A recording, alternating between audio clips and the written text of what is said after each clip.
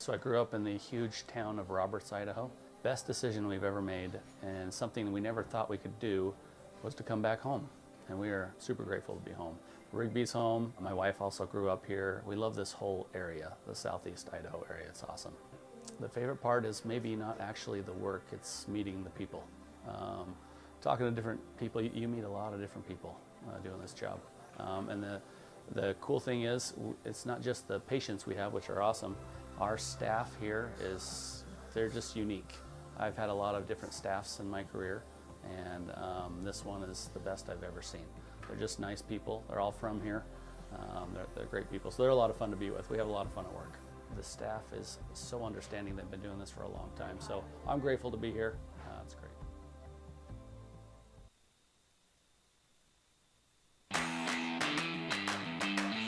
I grew up in Rigby and I played sports in Rigby my entire life. I left, went to school, and I came back, and to be able to come back and still be a part of that in my hometown, it's amazing to see. The difference here at Pick PT is the passion that we have for what we do. We're not just about trying to get people to feel better. We want to improve their overall quality of life. When patients come through the door, they're family to us. If you're looking for a therapist that truly cares about you, this is the place to come.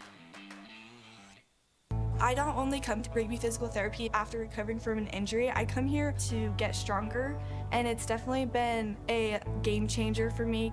The therapists know me by name. I feel like I am a person that they know and care about. My pain no longer controls me. I'm able to live a life full of hope and a life that I can enjoy.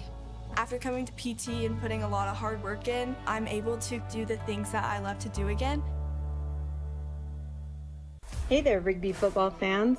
Come hang out with us at Teton Ice Cream Parlor right here in Rigby. We're serving up homemade ice cream, over-the-top freak shakes, refreshing strawberries and cream, and even tasty savory snacks. Whether you're celebrating a big win or just hanging out with friends, Teton Ice Cream Parlor is a perfect spot. We can't wait to see you soon. Let's go Trojans! Armando Gonzalez has created a winning culture at Rigby football that yields results. It is also possible to create the same winning culture in business. Hey, this is Garrett Foster with Prevail Legacy. Do you feel there's potential to grow and scale your business, but you don't know how? At Prevail Legacy, we help businesses and individuals reach their full potential by creating winning strategies, helping with business systems and process, and building a legacy culture that will facilitate success long into the future. Contact us today and learn how you can create a winning culture like Rigby football. So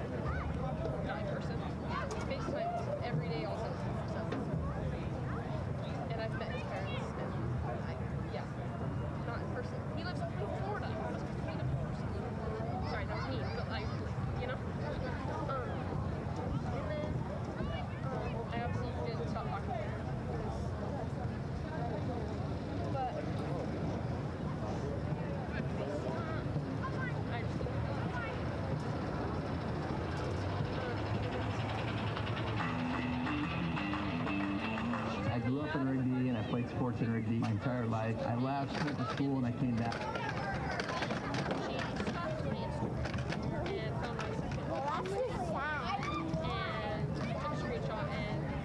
Hey, where's your brother? Where's your brother? Where? John's playing football with another one of these. Where at? That's not answering my question. Where?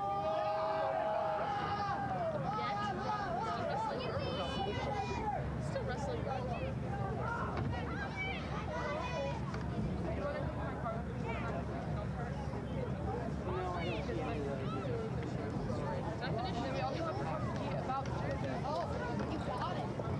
Oh, yeah, yeah, yeah. So then, that was the third time. The third time she found out, she scratched my second account and messaged me about it. Was like, what's this? I said, what was that?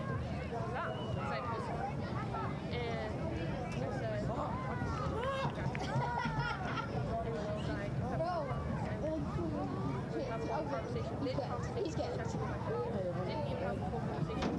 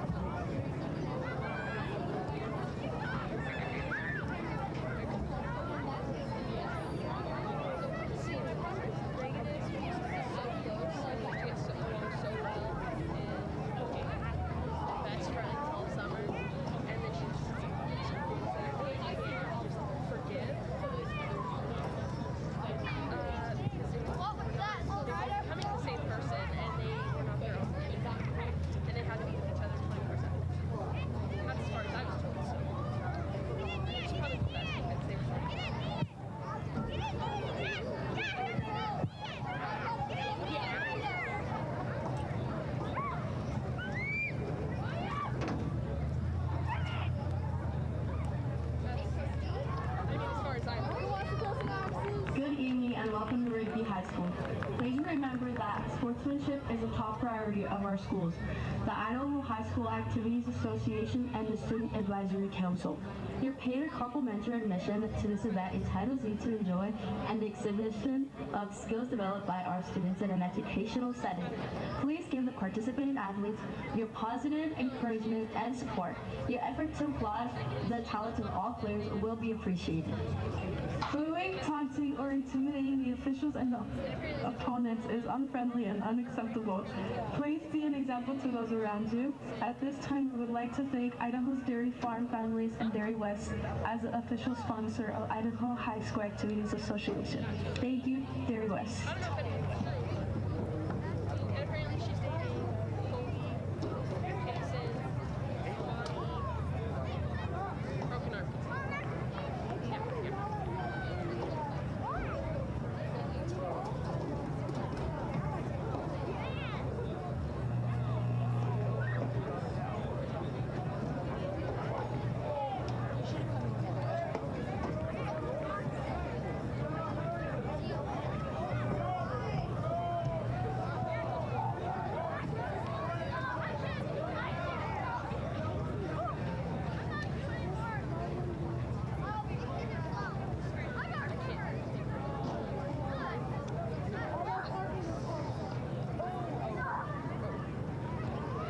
I swear to God, I would tell you the truth. I swear to God, I didn't know.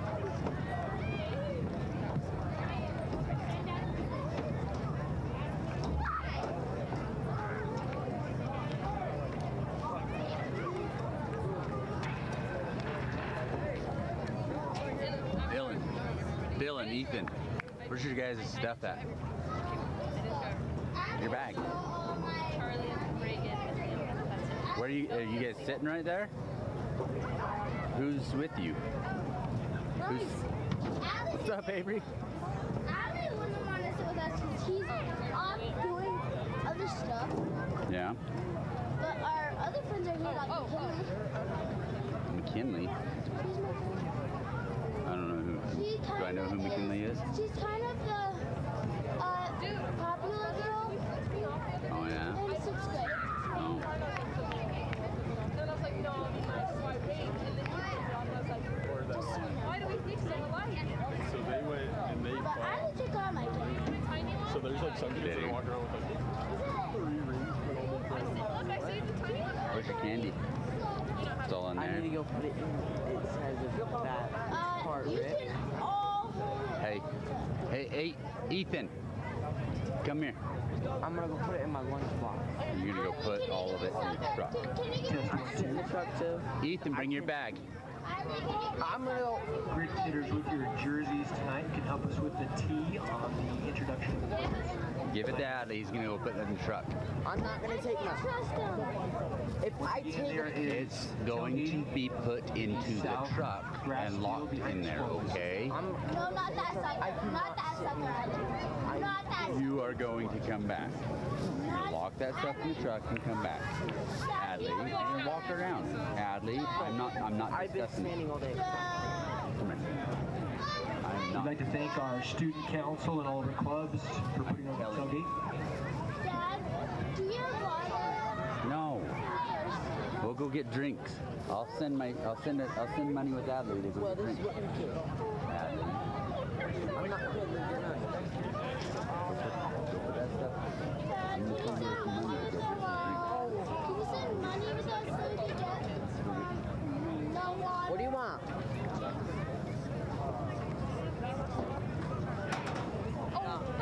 Money doesn't cost to get it. Hey, bring me one. She said that. Oh, I think she's gonna be the one Oh, wait. Did I apologize for that?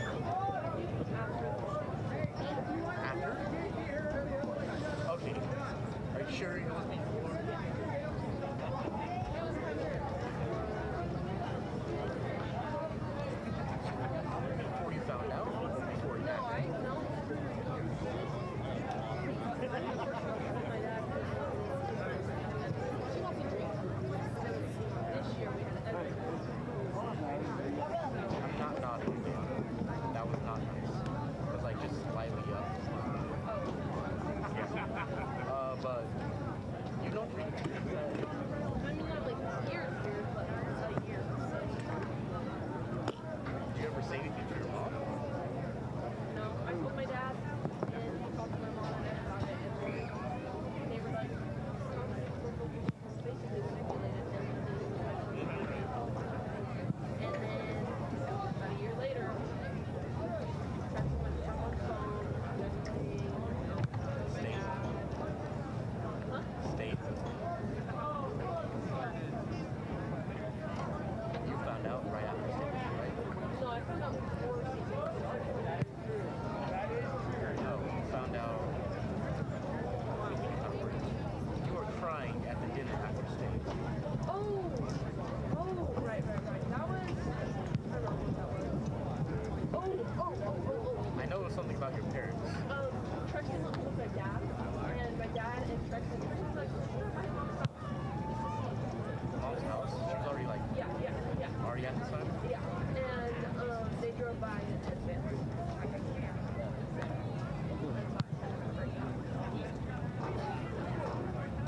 That's not good. From 8th grade, 7th grade year when I first met Ed, I did not like it. Yeah, wish I could say the same. And then 8th grade year, it just solidified the fact because I thought his practices were shit.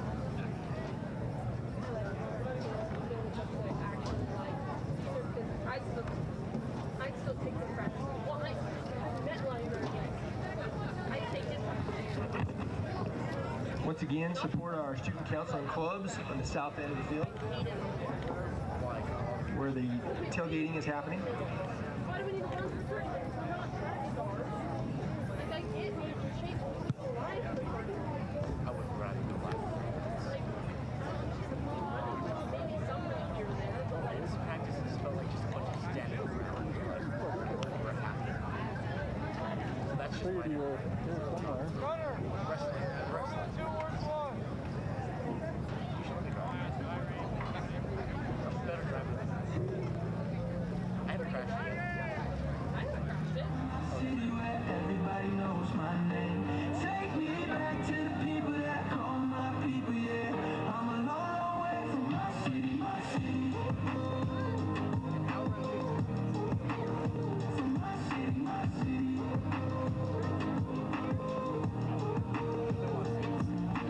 This one goes up to the ones that feel like an underdog. Used to write me off, now they're changing up the dialogue. Raise a glass to the past and all of them that were proven wrong. You could take me out the city, but I brought my family along. Yeah. Memories are playing in my head, but I won't let them burn me again. I came too far just to let go. Baby, I'm coming back home, coming back home. Take me back to the city that I call my city where everybody knows my name. Take me back to the people that call my people, yeah. I'm a long way from my city, my city.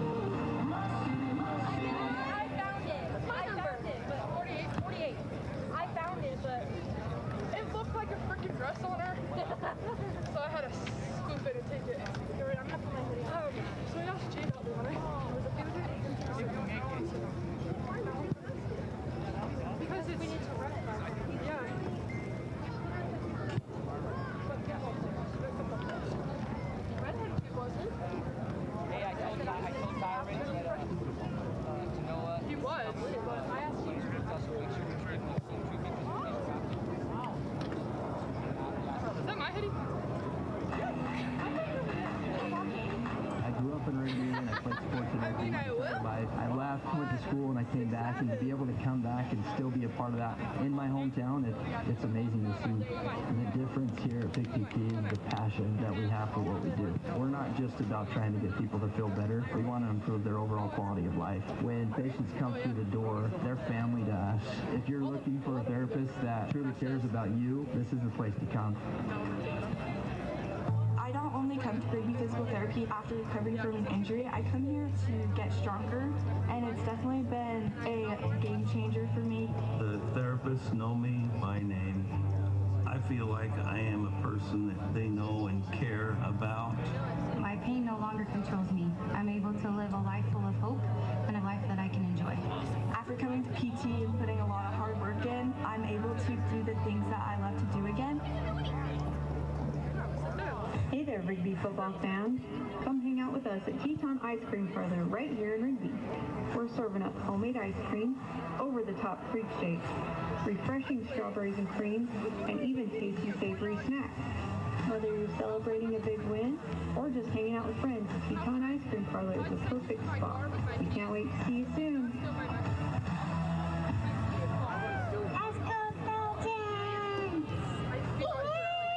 Armando Gonzalez has created a winning culture at Rigby football that yields results. It is also possible to create the same winning culture in business. Hey, this is Garrett Foster with Prevail Legacy. You feel there's potential to grow and scale your business, but you don't know how? At Prevail Legacy, we help businesses and individuals reach their full potential by creating winning strategies, helping with business systems and process, and building a legacy culture. I grew up in Rigby and I played sports in Rigby my entire life. I left, went to school, and I came back, and to be able to come back and still be a part of that in my hometown, it's amazing to see. The difference here at Big PT is the passion that we have for what we do. We're not just about trying to get people to feel better. We want to improve their overall quality of life. When patients come through the door, they're family to us. If you're looking for a therapist that truly cares about you, this is the place to come. I don't only come to Rigby Physical Therapy after recovering from an injury. I come here to get stronger, and it's definitely been a game changer for me. The therapists know me by name. I feel like I am a person that they know and care about. My pain no longer controls me. I'm able to live a life full of hope and a life that I can enjoy. After coming to PT and putting a lot of hard work in, I'm able to do the things that I love to do again. Hey there, Rigby football fans. Come hang out with us at Teton Ice Cream Parlor right here in Rigby. We're serving up homemade ice cream, over-the-top freak shakes, refreshing strawberries and cream, and even tasty savory snacks. Whether you're celebrating a big win or just hanging out with friends, Teton Ice Cream Parlor is the perfect spot. We can't wait to see you soon. Let's go, Trojans! Armando Gonzalez has created a winning culture at Rigby football that yields results. It is also possible to create the same winning culture in business. Hey, this is Garrett Foster with Prevail Legacy. Do you feel there's potential to grow and scale your business, but you don't know how? At Prevail Legacy, we help businesses and individuals reach their full potential by creating winning strategies, helping with business systems and process, and building a legacy culture that will facilitate success long into the future. Contact us today and learn how you can create a winning culture like Rigby football. So I grew up in the huge town of Roberts, Idaho. Best decision we've ever made, and something we never thought we could do was to come back home. And we are super grateful to be home. Rigby's home. My wife also grew up here. We love this whole area, the southeast Idaho area. It's awesome.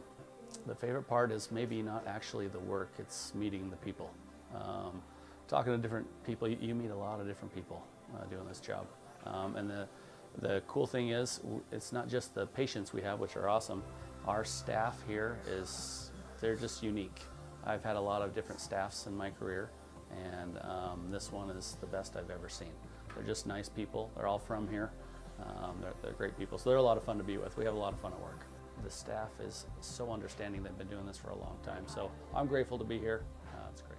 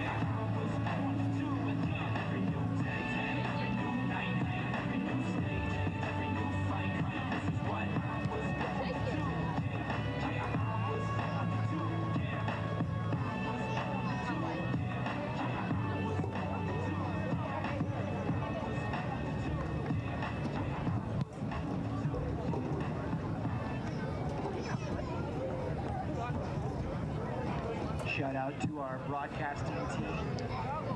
This game is broadcast live on Rigby High School YouTube channel.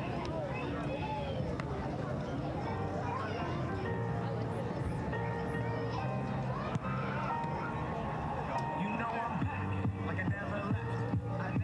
Another sprint, another step, another day, another breath. Been chasing dreams, but I never slept.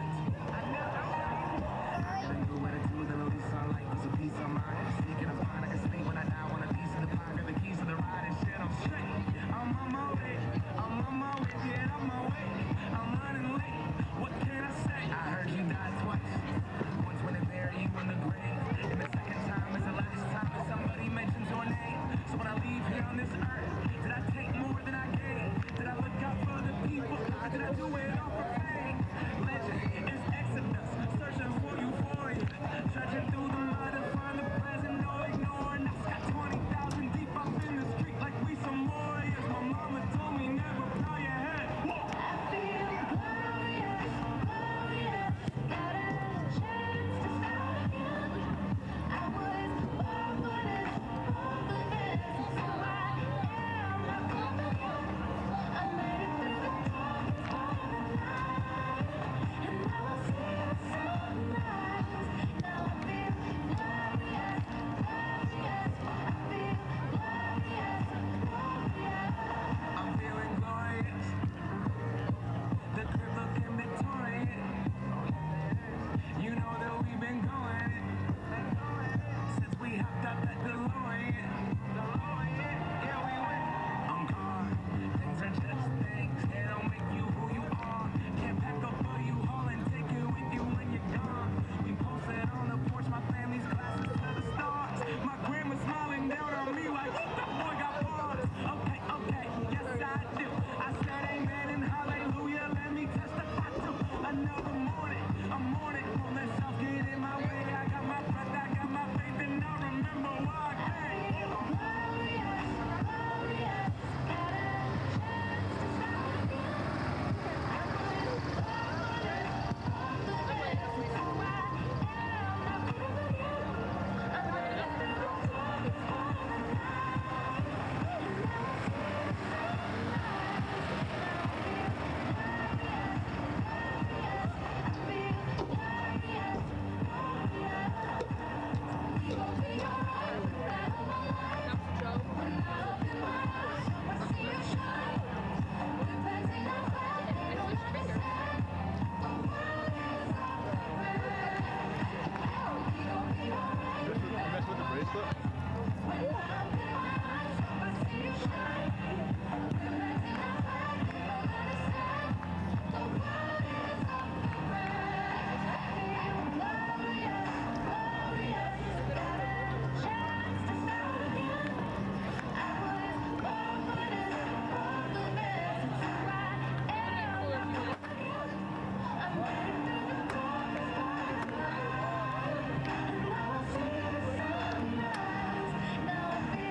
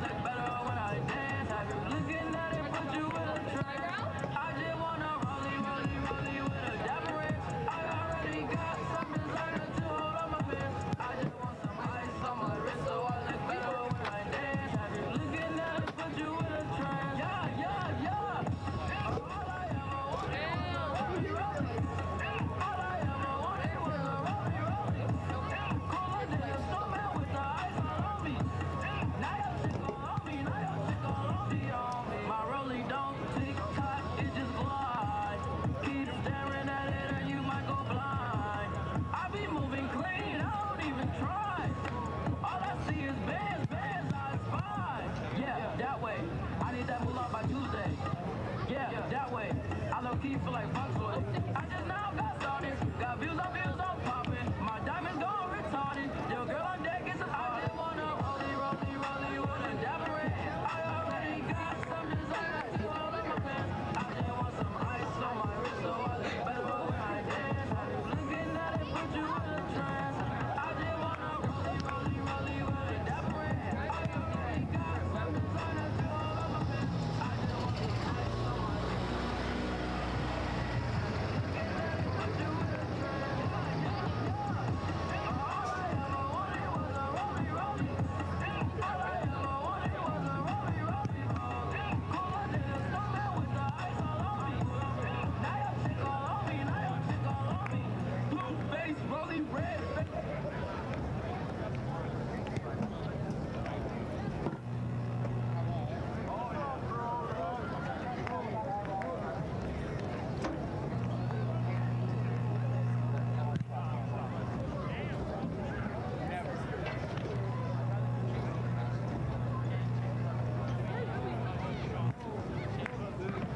Great, actually.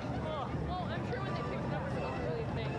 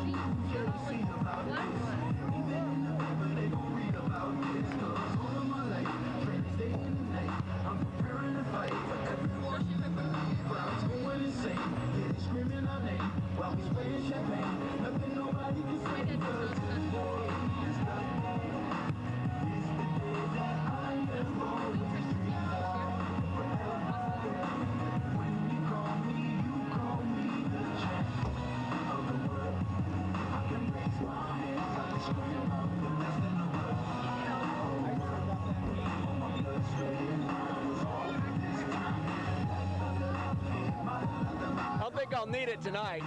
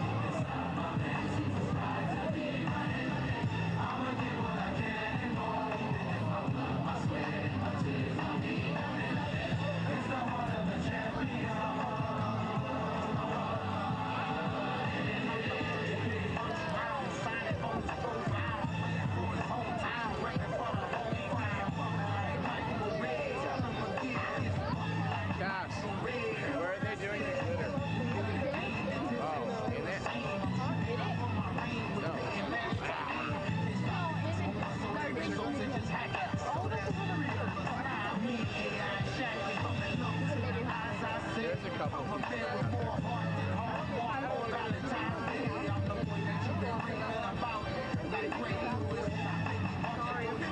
After. I'm going out all night.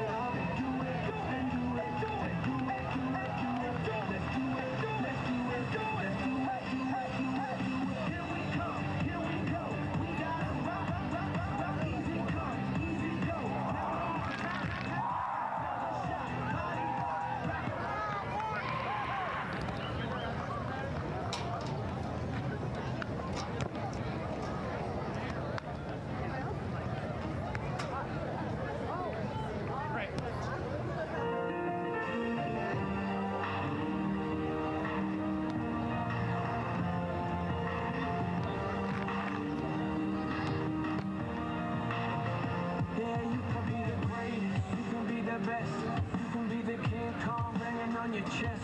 You can beat the world, you can beat the war. You can talk to God, go banging on his door. You can throw your hands up, you can beat the clock. You can move a mountain, you can break rocks. You can be a master, don't wait for luck. Dedicate yourself and you go find yourself.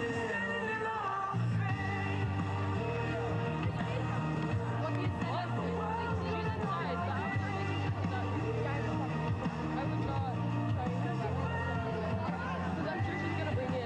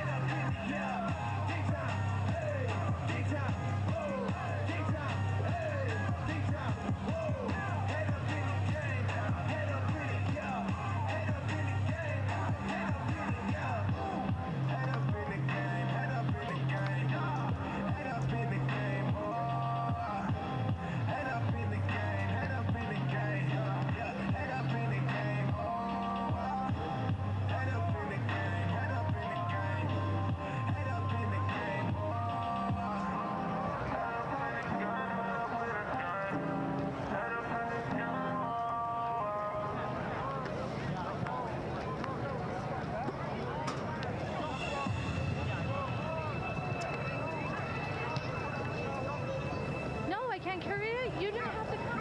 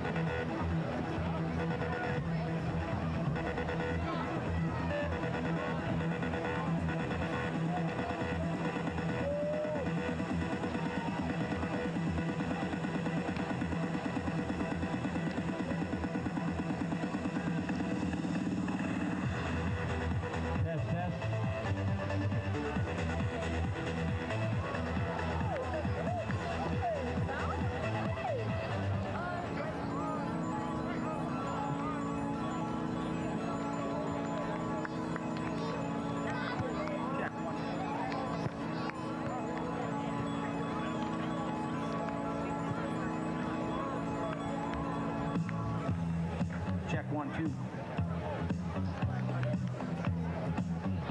Check 1, 2. Check 1, 2. Check 1, 2. Check 1, 2. Check 1, 2. Check 1, 2. Check 1, 2. Check 1, 2. Check 1, 2. There we go. Check 1, 2. Check 1, 2. Check 1, 2. Ladies and gentlemen, we welcome you here tonight. We've got plenty of time before we get this one started, and they are selling Rigby swag right underneath the stadium. So if you are not decked out in Rigby Trojan gear right here for this homecoming football game, now is the time to head on down, get yourself a Rigby Trojan t-shirt, hoodie, hat. They got all sorts of goodies down there under the stadium. Go support them, get yourself some Rigby swag, and get ready to look good for this Rigby homecoming game coming up right here in 36 minutes.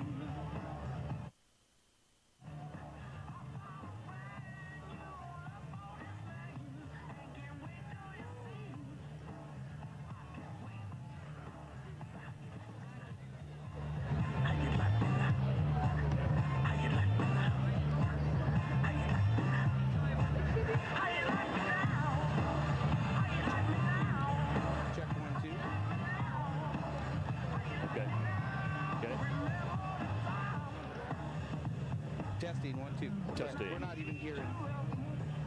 We're not getting through. Yeah, we're not even hearing each other, guys. We're not hearing each other on this. So how do we get this one up? Test one. Oh, there we go. We do need to turn this up. Can you hear me now? Testing. Can you hear it? Can you hear me? I can hear you. Yeah, I can't hear you. Check 1, 2. Check 1, 2. Let's see here. You won't be able to hear him. Check 1, 2. Why's that? Check 1, 2. Try it again now. Testing. You can't hear me at all? I can't hear you. Let me do this real quick.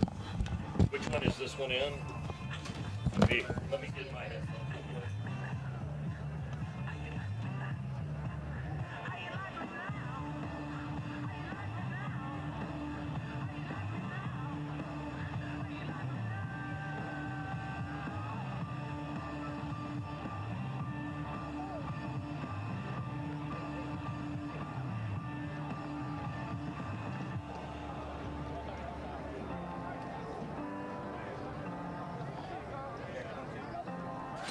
Check 1, 2. Check 1, 2. Test. I can't hear you. You can't hear me at all? Oh, I mean, I can hear you through mine. Yeah, and I can't hear you through mine. Okay, let's see what we got going on here. Let's see. Which one is yours? Is yours this one here? Mine should be 6. Okay, so that this one. is mine here. But is there a... See, you don't have a plug in here, which is the way that we should be able to hear each other. This should connect us to the board, and then my one that's in here right now is what connects us to be able to hear each other. If that comes out, talk. Testing. See, I can still hear you.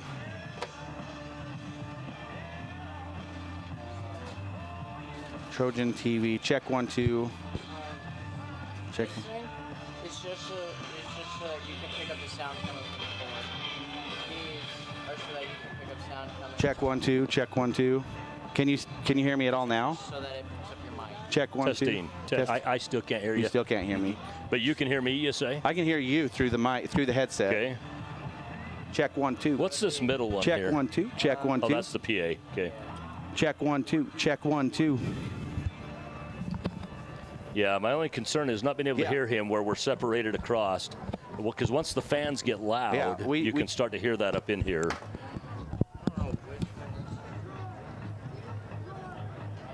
Is it? Are we unplugged here? Yeah. So let's follow this.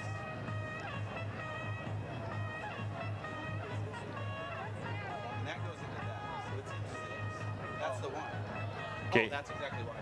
Now check 1, 2. I still can't. Testing. Check 1, 2. Check 1.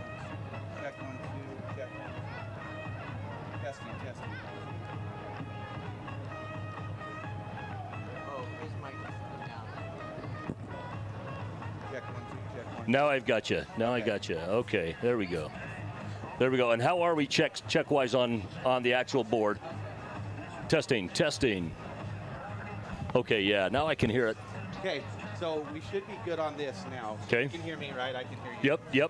Yep. That's perfect. And I think, are we live on YouTube right now? So people are hearing us on YouTube. Oh, hi YouTube. We're gonna turn you off for a second.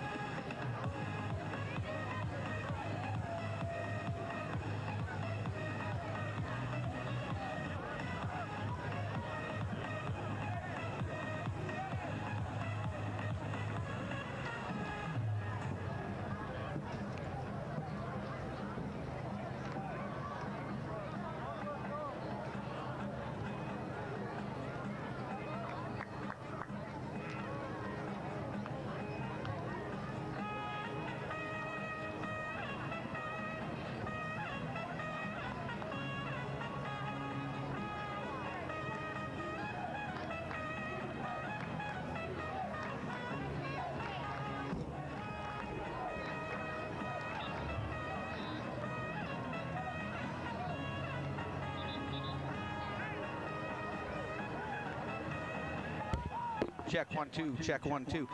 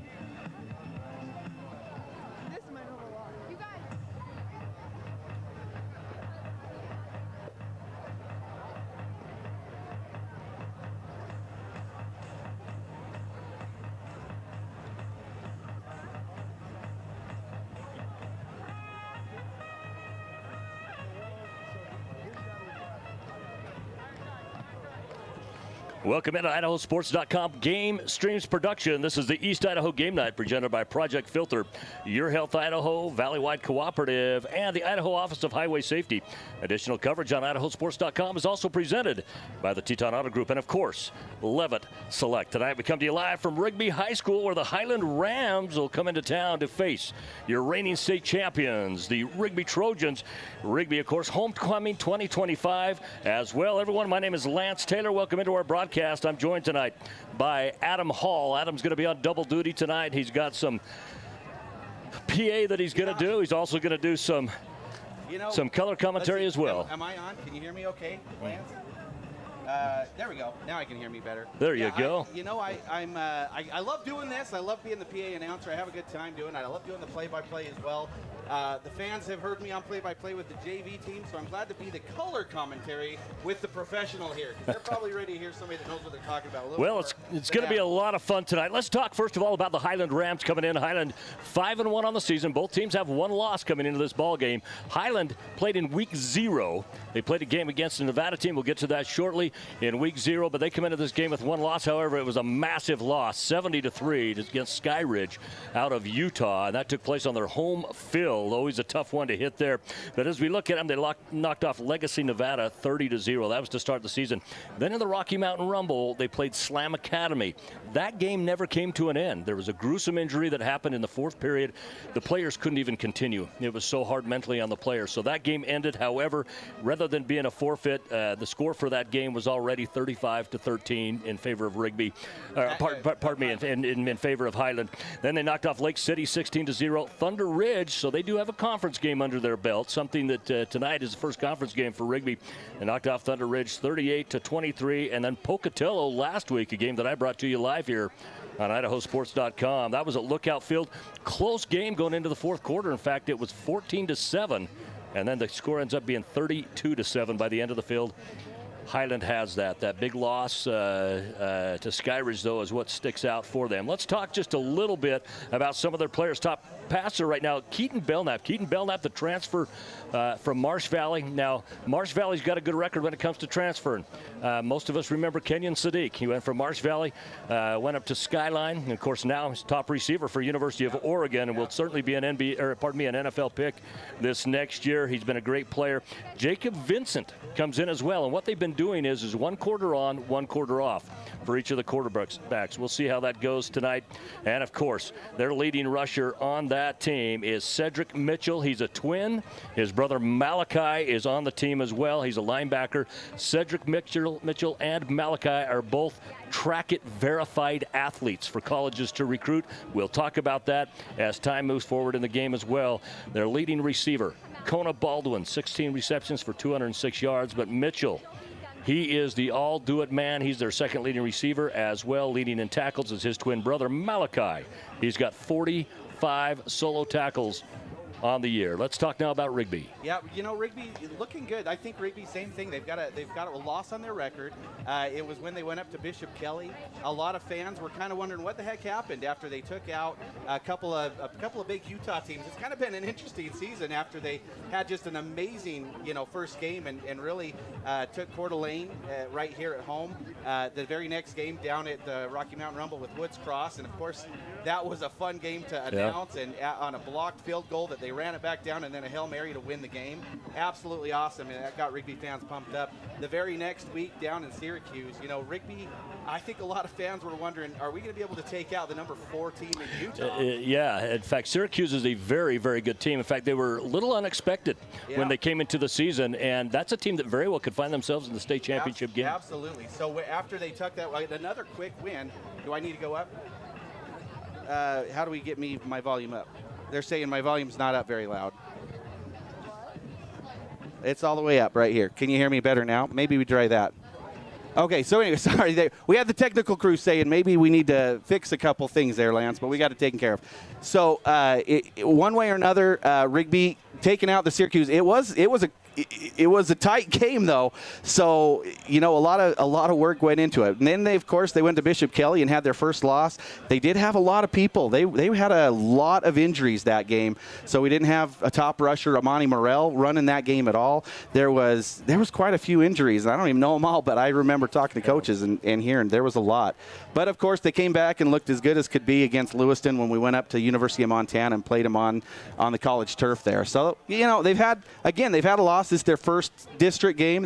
So that'll be good to watch here tonight. Well, it certainly will. And let's talk about the polls right now in the state. We're going to talk about the media polls. Right now, Rocky Mountain undefeated. They're not ranked number 1. Eagle undefeated, ranked number 2. Then Rigby, then Timberline, then Highland. So we got a top 5 matchup here tonight.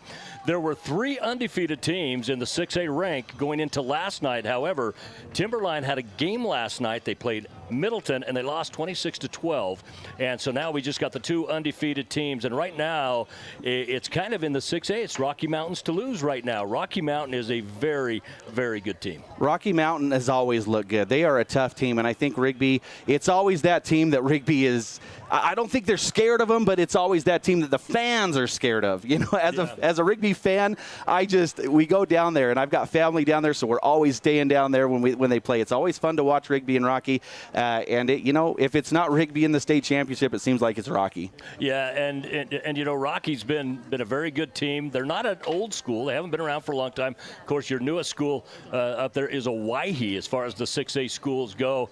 They've been a very good sports program as well. Of course, their very first year in existence, they won the state basketball championship, which is just unheard of. One of the things that you get there in the Boise Valley, and this isn't knocking, it's just kind of one of those realities is a lot of those players are switching schools a lot.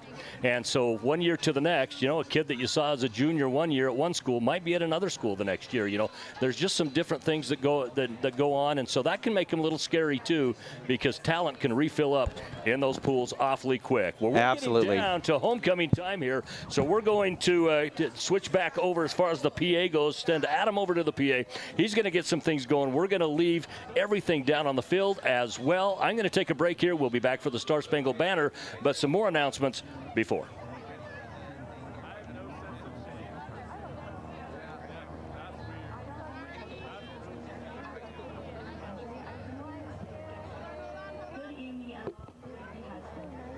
Remember that sportsmanship is a top priority of our schools. The Idaho High School Activities Association and the Student Advisory Council. You're paid a complimentary admission to this event entitles you to enjoy and the exhibition of skills developed by our students in an educational setting. Please give the participating athletes your positive encouragement and support. Your effort to applaud the talents of all players will be appreciated. Booing, taunting, or intimidating the officials and the opponents is unfriendly and unacceptable. Please be an example to those around you. At this time, we would like to thank Idaho's Dairy Farm Families and Dairy West as the official sponsor of Idaho High School Activities Association. Thank you, Dairy West. Ladies and gentlemen, we welcome you right here tonight at Rigby High School Stadium as we are here taking on the Rams from Highland High School as they travel on down, taking on your hometown Rigby Trojans. As we get things started out right, you just watched the Student Council and their sportsmanship video. We do ask that you have the greatest sportsmanship tonight. We appreciate the officials, and we do ask that you follow everything you can to let them call the game as they see it. And we're going to welcome out, turn your attention down in midfield as we turn the time over to Jarrell McClellan, where she's going to represent to you and showcase our Rigby Trojan hometown hero. Thank you, Adam.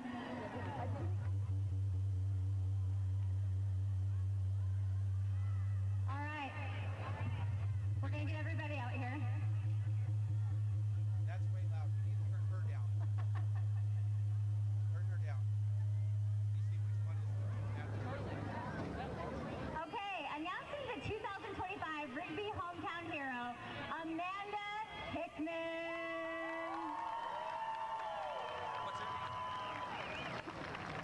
All right, Amanda Hickman works at the Jefferson County 4-H and was over 4-H camp, day camp, and school programs. She was the driving force that started the shooting sports program in Rigby that has grown to about 100 kids. She has amazing leadership skills and has the ability to make everyone feel welcome. She loves all the kids in the community and goes out of her way to plan activities to include as many people as possible. She has a special talent of remembering names of everyone she meets. Amanda continues to serve her community no matter what is happening in her life. This weekend marks the one-year anniversary of the passing of Amanda and Jake's son, Kelton, who is an incredible young man. Amanda could have told us no, it wasn't a good week, but she showed up because she loves her community. That is a hometown hero.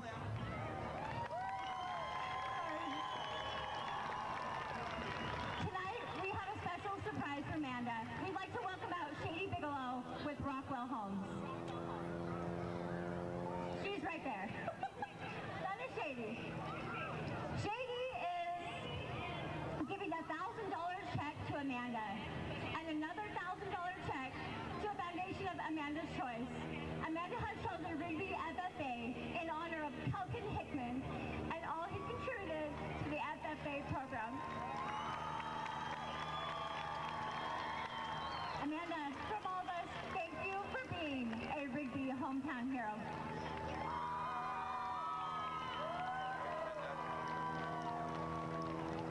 She will be retrieving the game ball to give to the officiator tonight.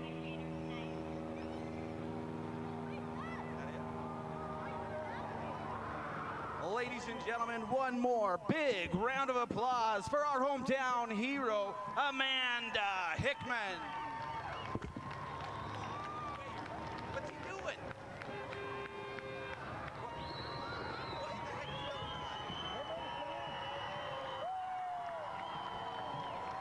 They're bringing in the game ball.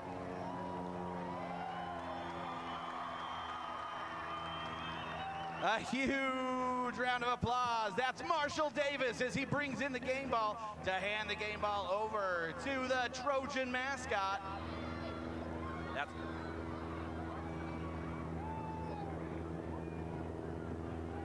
There it is, ladies and gentlemen, the homecoming game ball. It'll go to the Rigby Trojans, and the Rigby Trojan is going to rush it over to Amanda Hickman. Amanda, we're going to have you hold on to that until after the national anthem. She's right out there on the field.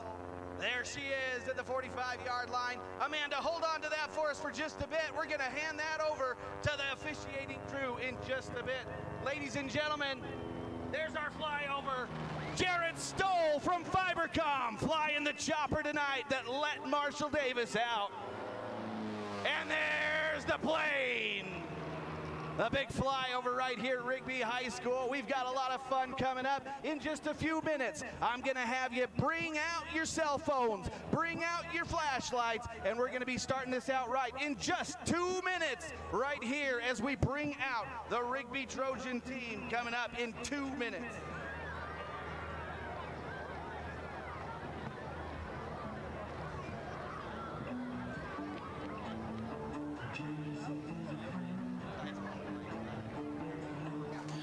Welcome back to IdahoSports.com. Lance Taylor tonight bringing this ball game to you with Adam Hall from Rigby.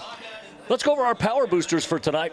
Looking at the Highland Rams, MVP Rentals, Java Express, Liberty Chrysler Dodge Jeep Ram, the Roof Resource, Mountain View Event Center, Teton Auto Group, and Cheyenne Steed at Van Dyke Mortgage. As far as Rigby goes, Idaho Drug, Eckersall Funeral Chapel, Teton Auto Group, Bellhaven Real Estate, the Roof Resource, Brightside Dental, Pro Pete Fertilizer, Fibercom, Anytime Fitness Rigby, MVP Rentals, and also Java Express. We encourage you to support those businesses that support Idaho high school activities and support us right here on IdahoSports.com. Once again, it's homecoming night tonight from Rigby High School.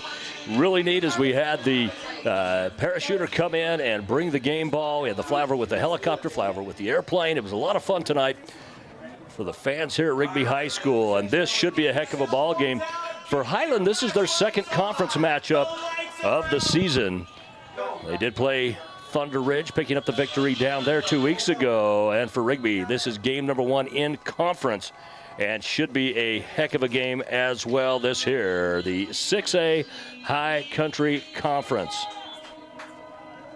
Other teams in this conference, of course, Thunder Ridge, Madison in this conference as well as Rigby and Highland. Idaho Falls High School has popped back and forth. Every 2 years they redo the school sizes, so you're either going up, going down, or staying the same as Rigby comes out onto the field to the roar of their fans. And Rigby really wanting to pick up a win tonight. Both these teams, one loss on their record. The Highland Rams, of course, that came against Sky Ridge, Utah, 70-6. What a big loss as far as points go, but they bounced back well off that. And I'll tell you, last week against Pocatello, it was a good Pocatello team. Pocatello doesn't have a flashy record. However, one of the things that Pocatello does is they will come out and challenge you every play. It was a tight game going into the fourth quarter and then ended up being a final score of 32-7. As far as Rigby goes, again, their only loss coming at Bishop Kelly, 15-29. That game played up in Boise at Bishop Kelly High School. Both these teams are top 5 teams in the state in the media polls. Rigby at number 3, Highland at number 5. And we should see some good battles tonight. Quarterback for Rigby is going to be Jacob Flowers. Ammon Morrell as well will be part of that. Of course, running back for Morrell. And look over the other side of the ball. Keaton Belknap will most likely start at quarterback. Cedric Mixel, of course, is the do everything running back and receiver on this team. Jacob Vincent will get some quarterback time most likely as well. We're going to get the national anthem, and we'll be back on idahosports.com.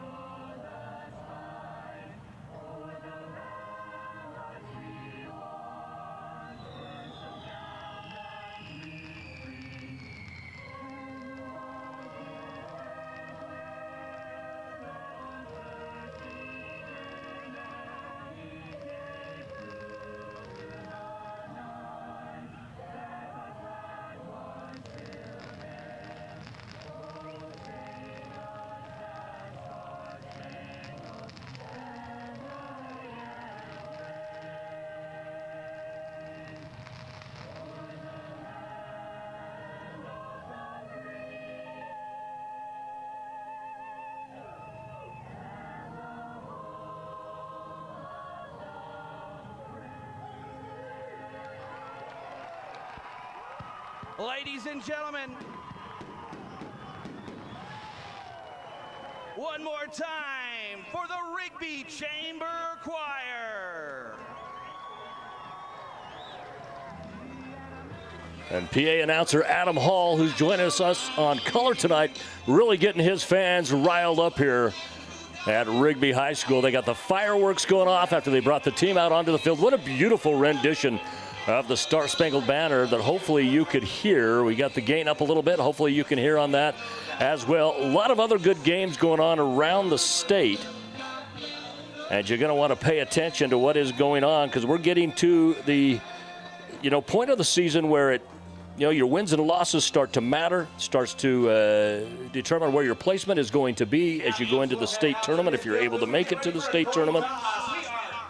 So you definitely want to pay attention to what is going on. You can just simply go on to idahosports.com. You can just click on the Friday Night Flash, and there on the Friday Night Flash, you'll be able to see the games for the various school sizes. It automatically defaults to the 6A page. But for everybody else as well, you can just click on the classification size for the schools that you want. You can get this. So here's some other ones tonight. You got Battleground Washington. They are hosting Post Falls tonight. Bora and Cuna, Camas, Washington, and Coeur d'Alene. One of the things you'll notice with a lot of the schools up in the Coeur d'Alene area, they will have a number of games against Washington teams. Just kind of like what we do down here in the eastern side of the state. We tend to have games against Utah teams. In the central part of the state, there's so many 6A schools out there and even 5A schools that they tend to be able to pack their schedule with those for the most part. The Waihe and Eagle, Rocky Mountain, Meridian, Sandpoint, and Lake City. That's a 5A, 6A matchup. And then, of course, Thunder Ridge and Bonneville. Now, they're two different school sizes. Thunder Ridge is 6A, Bonneville is 5A. However, a lot of those Thunder Ridge students were students that would have gone to either Bonneville or Hillcrest before Thunder Ridge became a school. So that's something to watch there, because there are a lot of rivalry opportunities in that game there. Looking at the 5A in the area up here and around the state. Blackfoot and Hillcrest. Hillcrest coming off their state championship, playing very good again this season. They had a big win at 6A Madison early on in the year. Caldwell and Wood River. Wood River is a 5A school. However, for football, they compete at the 4A division. Century and Teton, that's a 5A, 4A matchup. Lakeland and Timberlake, that's a 5A, 4A matchup. Minico, Idaho Falls, Mountain Home, and Jerome. Then you got Sugar Salem, your reigning state champions, and perennial 4A powers. They're down at Preston tonight. Sandpoint, Lake City, we talked about that. Skyline and Shelley, that's a conference matchup. Skyline, another one of those perennial teams. You got Thunder Ridge, Bonneville, Twin Falls, Pocatello, Valley View, and Ridgeview. Those are the games we'll talk about for now. We'll get to some of the other ones as we move forward as well. If you are the owner of a gray Nissan Rogue, a gray Nissan Rogue, license plate 1M from Madison, H086U. We need it moved immediately. It is blocking emergency vehicles. Again, it's a 1M plate, H086U, a gray Nissan Rogue. We need that vehicle moved absolutely right now. Emergency vehicles are being blocked in, and we need it moved immediately.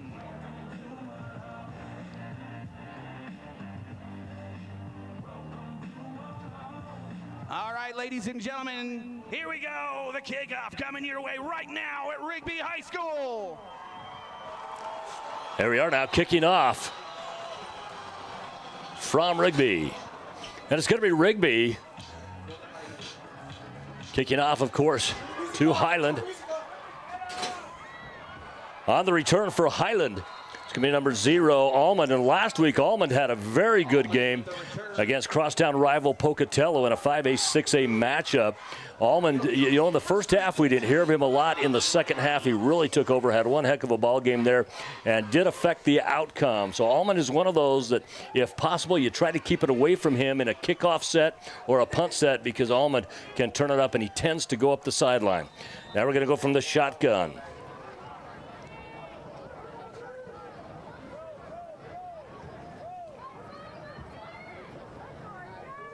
Up under center is what they ended up going. Looking downfield and passing across the middle. That pass is complete. Out to receiver number 8 on the play. And that's Hoops. You know, Hoops has done a good job. Last week he had a good job. That one he had to go down and pick it up. And then in coming into the ball game, number 7, Jacob Vincent. Last week it was Belknap that started. Vincent came in the second. Belknap in the third. Vincent again in the fourth.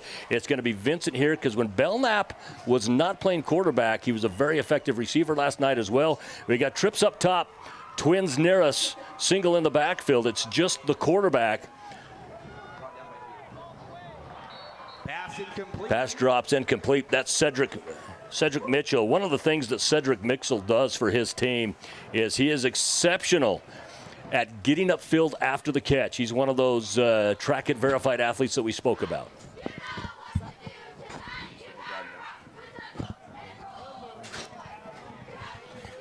All right, I'm back, Lance. I'm going to try to do this because I got to announce a couple things on PA. So if I get in the way, we're good. That's all right. From the shotgun again is Vincent. He's got a single in the backfield, trips top, one down low, goes out to the left side, has his man, cuts it up the middle.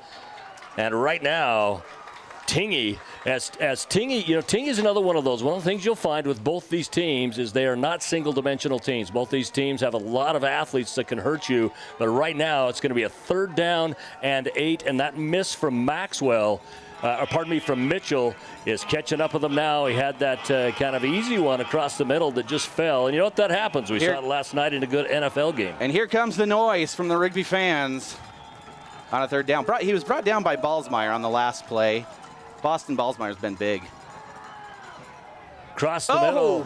Pass once again is incomplete. This time it goes out to number 12, Baldwin. Kona Baldwin, the leading receiver for Highland, unable to pull that in. Pass incomplete. It'll be 4th down for the Highland Rams. So that's what I'll have to do once in a while, Lance. Hope that's okay. And defense puts a stop. That's the way we'll do it. So this is a punting situation. And it's going to be Mitchell that punts. You know, anytime you have a punter that's a runner, you got to be very cautious because the fake can certainly be put on. I don't anticipate it here as both these teams respect each other's defenses. Evan Freeman's back deep to receive for the Trojans. And Mitchell puts it up. Wow, nice punt. Yeah, and he called the fair catch. Yep. Now, if that would have been in college or the NFL, you call a fair catch and you try to run it, that's a personal foul penalty, and it actually would be half the distance. Trojans will be 1st and 10 inside their own 10-yard line. And to me, it looked like he could have still run it. It looked like he actually, I didn't see him wave that off for a fair catch. Well, I was surprised too, but obviously he enough of a wave for the officials to say nope, you come on back. That's right. It was a good punt. Left time for the offense to get down, or the kicking team to get down on that. Now Rigby comes out onto the field. Ammon Morrell, a player to watch coming out of the backfield, and of course Jacob Flowers at quarterback. That's a fairly familiar name here, isn't it? The Flowers name is pretty popular in Rigby, that's for sure. From the shotgun, it's Flowers. Man in motion. Flowers with the running handoff. It goes there to he Morrell. goes. And the very first down of the game ends up going to the Rigby Trojans under the legs of Amani Morrell. Morrell picks up the first down, and I'll tell you what, this is what I liked about that. He got through the line awfully quick. Yeah, he knows how to push forward. 1st down, Rigby. You know, you got to follow your blockers, that's true. But you also got to hit the line with some speed, and that's what Morrell did there. From the shotgun again, we're going to see that a lot. Trips left, one man in motion now. They go back to Morrell. Morrell cuts around to the outside left. He's going to pick up a couple yards on the play. It's going to bring up a 2nd and 8. 2nd down for the Rigby Trojans. Amani Morrell picks up 2. Ball now out on the 25-yard line, left hash mark. It'll be 2nd and 8 for the Trojans. Trojans with the beautiful gold helmets. I love it. You know, that's new. Those are new tonight, so kind of fun to see the new helmets out there. They're shiny. Well, what a beautiful night. Look at the moon up there. It's one of those nights. Flowers getting It's going to be Flowers on the keeper, and Flowers, barring any penalty, which there is none, he's going to pick up the 1st down, so it's going to be the 2nd first down of this series for the Trojans. Carver Cap, linebacker, brought him down. 1st down, Rigby. Ball goes out to the 36-yard line where it's going to be 1st and 10 for the Trojans. You know, one of the things you notice right now, there is a visible size difference between the offense and the defense right now. And there's some good sized boys over there for Highland, but Rigby's offensive line is something to behold at the high school level. Morrell again. This time he does follow his blockers. Gets about a yard on the play. Amani Morrell picks up 1, 2nd down, Rigby. Big number 66, Carter Nelson, 6'2", 302 pounds. Bringing him down. Brings up a 2nd and 9. We're going to call it a long 8, short 9. They don't have an actual stat for a half yard. I know, I was going to say, it's not quite 9, but not quite, it's longer than 8. Nice pass to the outside. Once again, this pickup's going to be good enough for a 1st down. Comes down to the receiver. Kaysen Erickson is the receiver on that one. Erickson gets out to the side and picks it up. 1st down in Ram territory. Ball spotted at the 46-yard line. You know, I think in this ball game tonight, what you got is a Highland team that's actually got a little bit more to prove than Rigby does tonight. I think and let me just clarify, I do not bet, but if I was laying money in Vegas on this, I'm going with Rigby. Yeah. I think Rigby's one of those teams that you know, when you're as big a dynasty as they've been, you know who you are better than most of the teams you play. Flowers across the middle, has his man wide open down the field. Ends up in the hands of number 12, Owen Golding. Owen Golding, long pass, 1st down. And for Golding, he's going to keep the sticks moving now inside the 20-yard line down to the 19. 1st and 10 left, hash mark from the shotgun setup in the hurry-up offense. Touchdown saving tackle by Brody Jones from Highland. Fake goes to Morrell, and the entire defense goes with him. And what it's going to do is it's going to give Flowers a 1st and goal as he gets past the marker inside the 10-yard line. Flowers, 1st and goal. The official spot of the ball is going to be on the 7, where it's going to be first and goal Rigby, and just methodically have moved down the field, just what the Trojans do. And look at that. Now off Look to at the left. that. Nobody brings him down. He goes in, first score. Amani Morrell, touchdown, Trojans!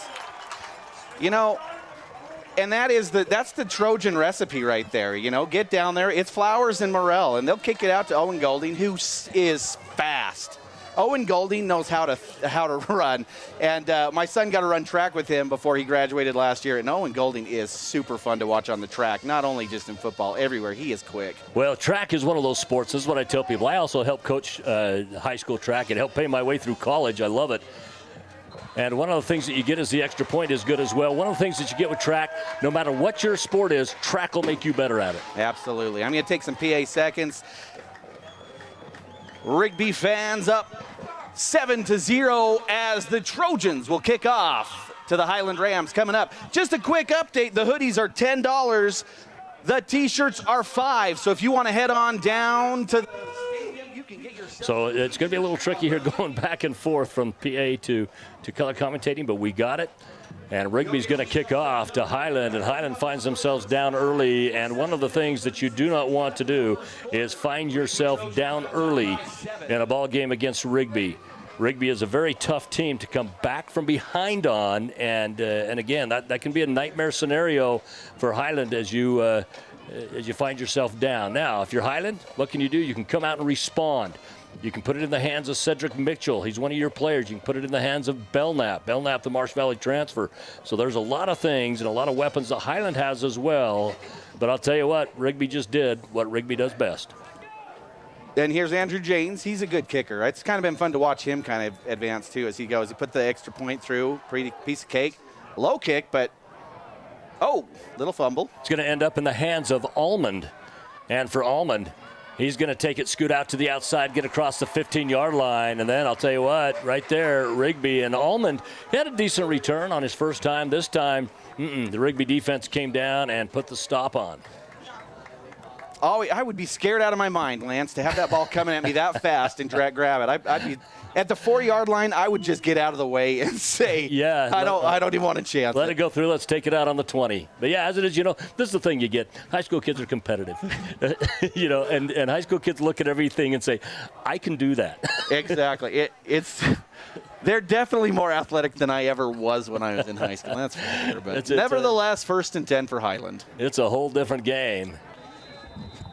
And Highland's going to go from the shotgun again. This time they got trips right, twins left, and we're going to get a timeout. And since it's a timeout, we're going to take a break here on IdahoSports.com. We'll be back after this.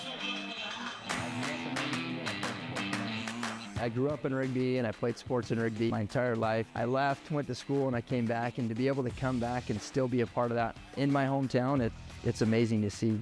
The difference here at PIC-PT is the passion that we have for what we do. We're not just about trying to get people to feel better. We want to improve their overall quality of life. When patients come through the door, they're family to us. If you're looking for a therapist that truly cares about you, this is the place to come.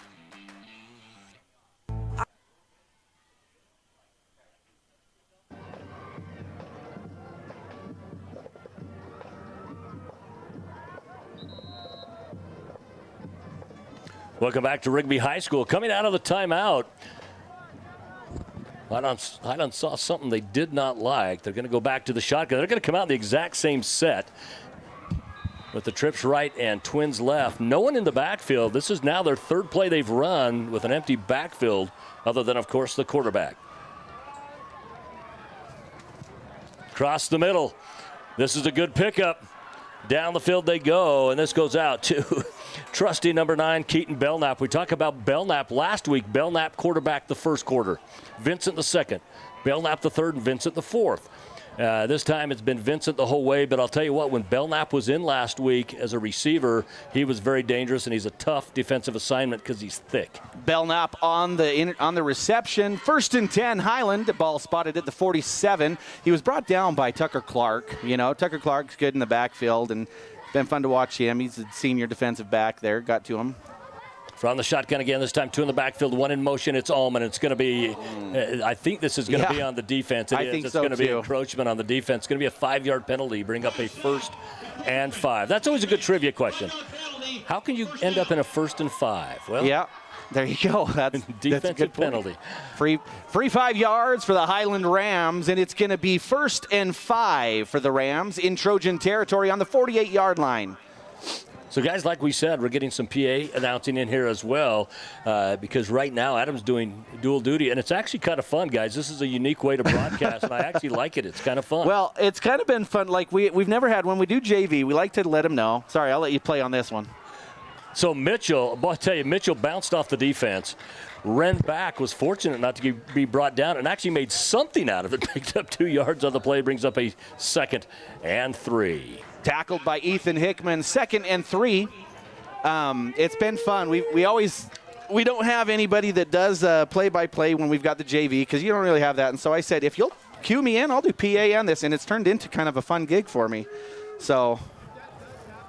Certainly is a lot of fun. I appreciate letting me jump on with you, Lance. It's been fun. Absolutely. Happy to do it. Mitchell in motion now in the backfield. Vincent from the shotgun goes back to Mitchell, goes to the right, splits a couple defenders, picks up the 1st down. You know, I talked to you about the Mitchell twins being Track It verified. We'll get on to that and let you know what the Track It verified is. A couple of ex-NFL players running that company as well. Ball now on the 40-yard line. 1st and 10 for the Rams. Ball spotted at the 40.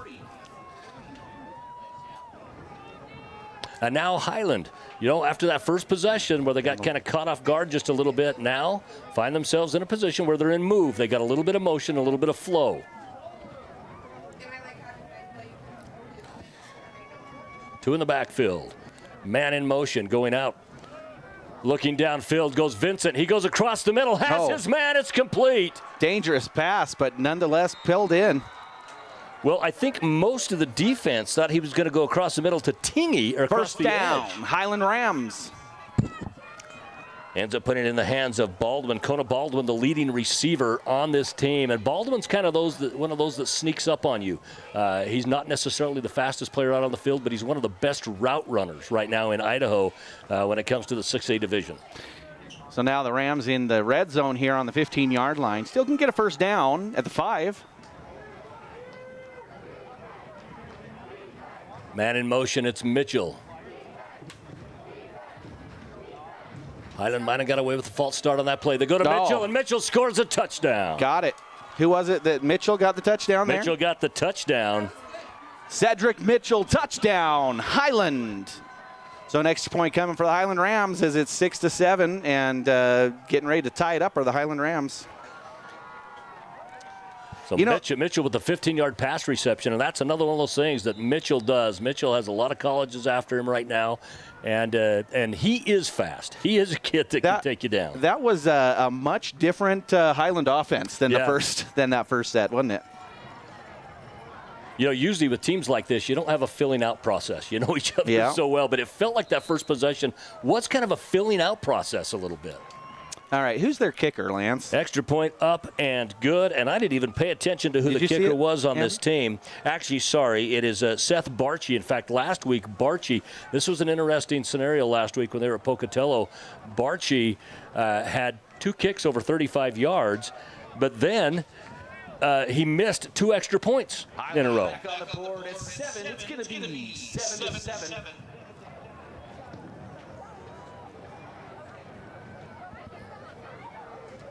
And now Highland will kick off as we're knotted at 7 apiece.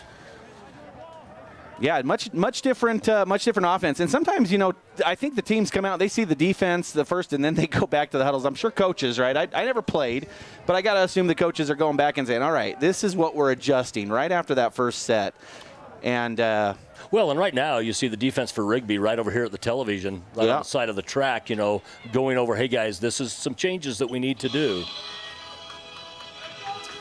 Kicking off is going to be Barchi. Barchi last week was putting it in the end zone most of the time. And that's pretty impressive for a high schooler to get it all that way. Barchi, another one of those seniors for Highland. Boom. Yeah, look at that. They're going to let it go through. And Rigby Rigby will get a 1st and 10. Ball will be spotted on their own 20-yard line. Well, that's one of those decisions, or one of those things that happens when it goes deep into the end zone like that, where now a young athlete who thinks they can do it doesn't even have a chance to, so you don't have to worry about it. Ball comes out to the 20-yard line. Well, and there was a time when Rigby, that's all Rigby fans wanted a couple years back, was a kicker to just get it in there, because they had such a hard time getting down. I mean, it seemed like every single time the special teams for the opposing team that Rigby was playing, they'd get it into the 40-yard line almost every time. And so Rigby looking much better on that this game. Yeah. Highland, booting it away, and they'll start their defensive stop here at the 20-yard line, see what Rigby's got. Well, you notice how tight the receivers are on the left side for Rigby as Flowers pitches it up the middle.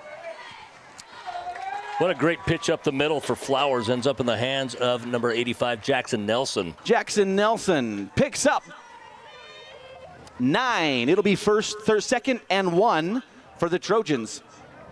That pitch forward is always kind of a fun play to watch. I like watching that with any team, because you never know where it's going to go. And then all of a sudden, whoop, there it goes right up the middle, and see where they can get it. Once again, this time he looks at Morrell, comes back the other side on a reverse. This is to Korth. Korth comes out to the right side, picks up the first down, finally knocked out of bounds, but not until he picks up some significant yardage and gets across the 40-yard line. Pushed out of bounds by Brody Jones. 1st down, Rigby Trojans. And when you have a team like Rigby, you can have a play that maybe didn't work quite as well before, but you just know there's a big play coming in that set. It's just how they've played. Especially when you got 2nd down and only a yard to go. You got a couple of times to get that in a bunch of different ways. Once again, out of the backfield is Flowers. Flowers. And once again, the pitch. This time it's to Morrell. Morrell breaks a leg tackle. Breaks 2, breaks 3. Comes down, picks up a 1st down, and drags half the Highland defense with him. Highland finally bringing Amani Morrell down, and a pickup of 14. It'll be Rigby. 1st and 10. I think it was 14. Ball goes down to the 45-yard line on the Highland side of the field. Guys, still got 3:45 remaining in quarter number 1. And once again, Rigby on the move. This is going to be an offensive matchup tonight. It's going to be fun to watch, because both teams are just pushing forward. Morrell, once again, this time he's met early. Still able to pick up a couple yards on the play. It's going to bring up a 2nd and 8 for the Trojans. Morrell, he's one of those guys, if you take him high, if you hit him high when he comes across, he's going to pick up a couple extra yards just by sheer inertia and girth. 2nd down and 8, Rigby Trojans. Ball spotted at the 43-yard line. I like the 2 receiver set on the left-hand side for Rigby. What that does, you're going to leave one of those guys in single coverage, because you're going to have your linebackers pinched in just a little bit because of what Morrell does out of the backfield. Oh, drop pass there for 22, Q Kofe. Pass no good to Kofe.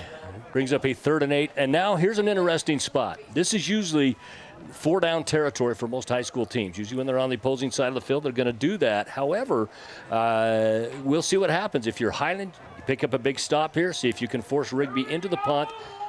I would not be surprised actually to see Rigby take a shot on this one. Oh, they're not going to give it to him. Offense wasn't completely set. Nope. Offense wanted it, and they got to get themselves set before they get that encroachment call. Here comes Flowers, 3rd and 8. Flowers drops back, looks at his receivers. I said he'll probably go for it on this. Instead, he's going to run it. He's going to pick up the 1st down easily. Jacob Flowers picks up the 1st down for the Rigby Trojans.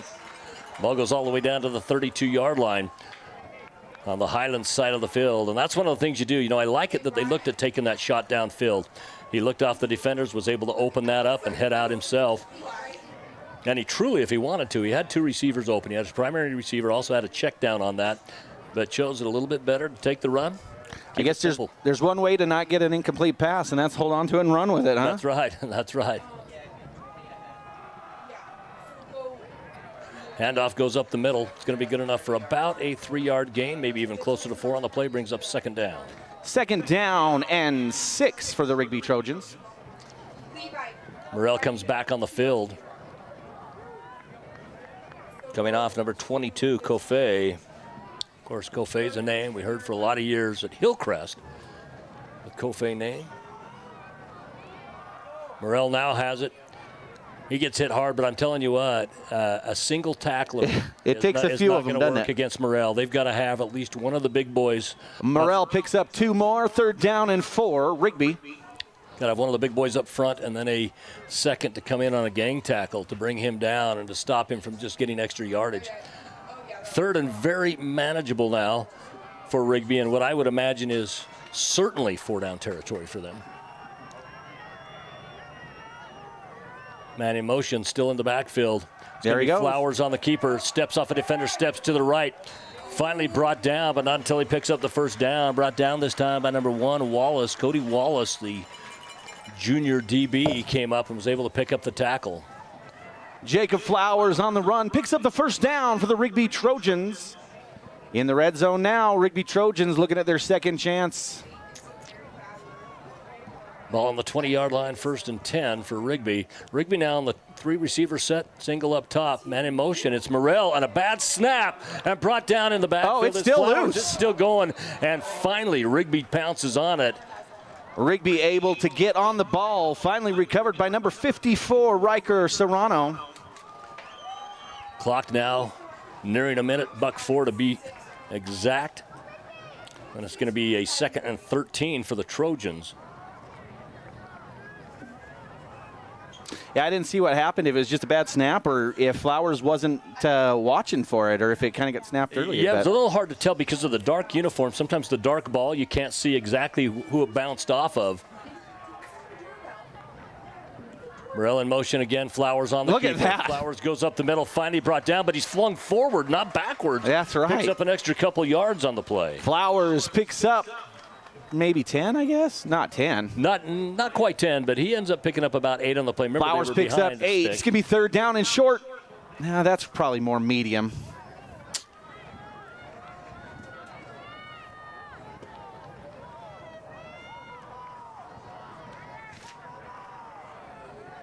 Coming out of the brief huddle is Rigby. This time they got a single north. 2 receiver set on the south. Oh, I don't think they got it off in time. That'll do it for the end of the 1st quarter. As we swap the field, it'll be the Rigby Trojans looking at 3rd and 4 coming up in just a bit. Well, we're going to take a break on IdahoSports.com. One more quick. Oh, yeah. My entire life. I left, went to school, and I came back. And to be able to come back and still be a part of that in my hometown, it's amazing to see. The difference here at Big TT is the passion that we have for what we do. We're not just about trying to get people to feel better. We want to improve their overall quality of life. When patients come through the door, they're family to us. If you're looking for a therapist that truly cares about you. I don't only come to Rigby Physical Therapy after recovering from an injury. I come here to get stronger, and it's definitely been a game changer for me. The therapists know me. Welcome back to IdahoSports.com. I feel like I am a person. Lance Taylor along with Adam Halls. We bring you this game here tonight, and right now Rigby on the verge of scoring again, but as it is, touchdown apiece in quarter number 1. It's, you know, and I think that we're going to see a lot of offense tonight. Defenses are going to be hard to stop both teams. I mean, it looks like Highland's looking good on their offense, Rigby's looking good on their offense, and I think both both defenses are trying to figure out, what do we do? Where do we go? How do we stop this? Well, I think the difference right now that we're seeing is right now Rigby is more prolific when it comes to quarterback running, and because really what you got is you got Morrell on one side of the ball, you got Mitchell on the other side of the ball. They pretty much even each other out in the backfield. Receivers are fairly equal, what you're going to get. But right now, the quarterback play of Flowers being able to push the ball upfield with his legs is the difference. And that's something that he has done a lot, and he will continue to do. There's Morrell. Morrell followed his tight end blocker who came out on the play. I don't think he got the 1st down marker. Did they give it to him? It's going to be close. We'll see exactly where they put it. It should be, because it looks like he got to the 10. Amani Morrell on the carry, close to the 1st down marker, brings up 4th and short. So it looks like from where I'm standing, Adam, it looks like we're about a half yard. I went to Rigby, and I know that that's about 1.5 feet. Which class did you learn that from? Flowers gets it. Flowers takes the 1st down. Jacob Flowers, the 10-yard line. 1st and goal. He's brought down by number 44, and that is Carver Cap, linebacker. sophomore linebacker, nonetheless. I thought he'd got all the way down to the 6. They're calling it on the 7, but it's going to be first and goal from the 7-yard line. And right now, Rigby's previous score came from a goal situation. Yeah, they were just about, I think they were within the 5, so just a 4-yard run from Armani Morrell on the last one. I have no doubt that they're probably going to do that same play right here with Morrell. We'll Probably see if going I'm right off or the wrong. left side. It's Morrell. He's actually going to go middle instead. Bounces Ben- off a defender. Oh! Gets in. He's down just shy. Amani Morrell just shy of the end zone. It's going to bring up 2nd and goal on the 1.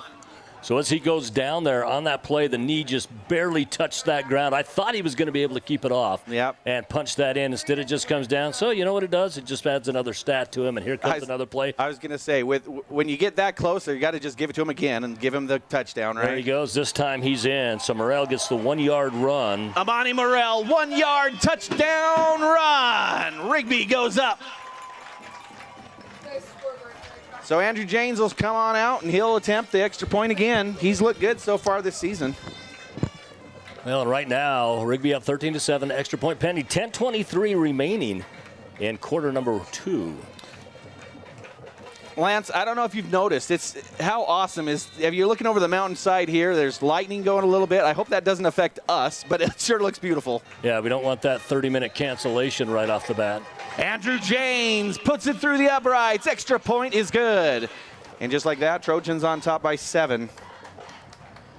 You got the 14-7 mark. You know, as you look at the weather in Southeast Idaho, particularly this time of year, you get it in the spring, you get it again in the fall, and we actually had a weekend, it's been several years ago now, where every game in East Idaho but one got canceled because the lightning just kept going off, and each time it goes off, it restarts that half hour. It's 45 minutes in college. Yeah.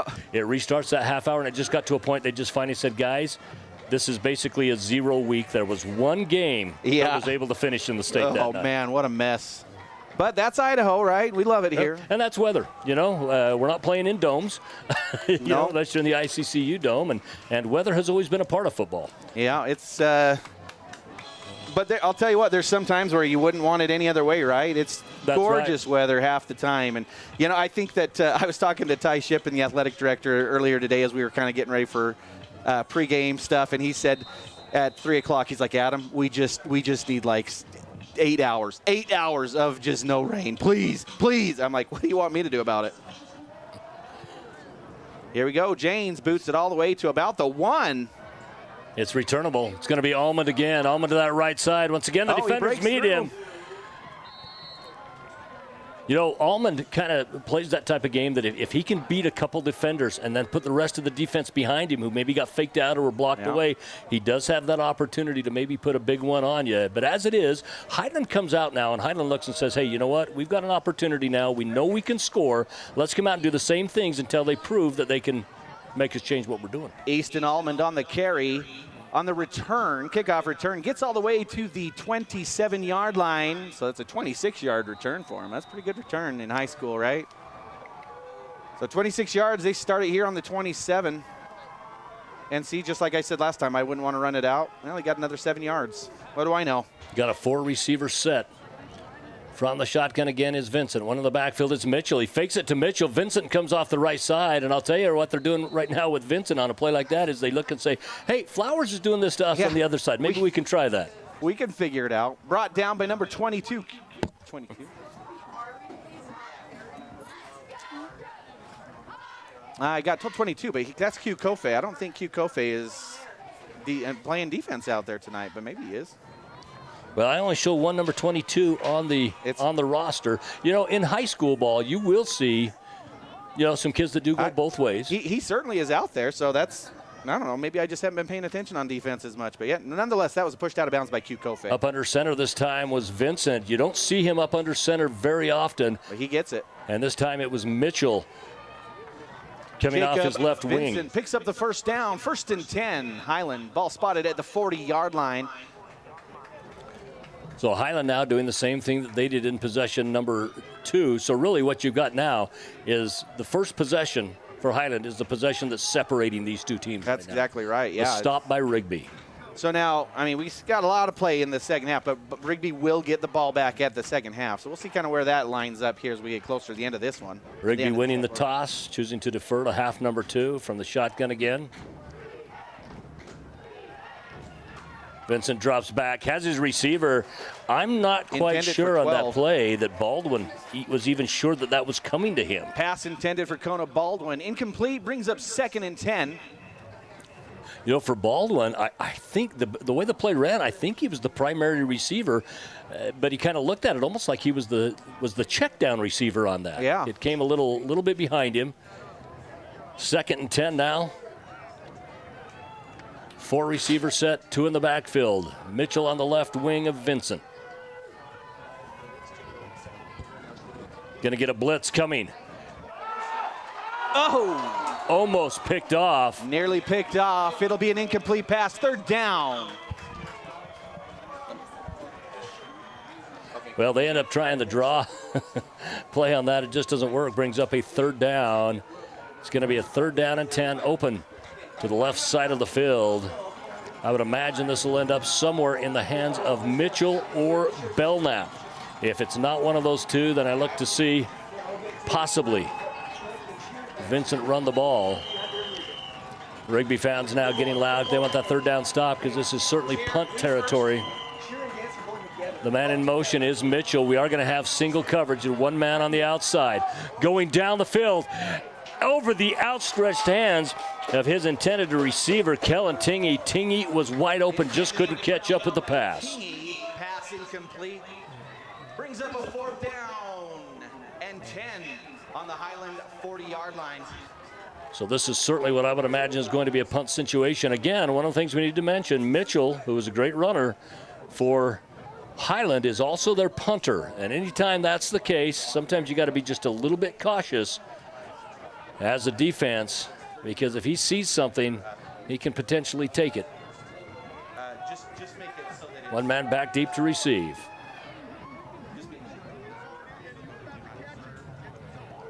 It's a bad snap. Rolls on the ground. Mitchell's able to get it off, so this is, in fact, going to be a punt. It's going to go out of bounds inside the 20-yard line. Looks like it's going to be down somewhere near the 11 or 12. We'll see exactly where they're going to put that. And Rigby's going to come out already with the 14-7 lead and 9:11 remaining in quarter number 2.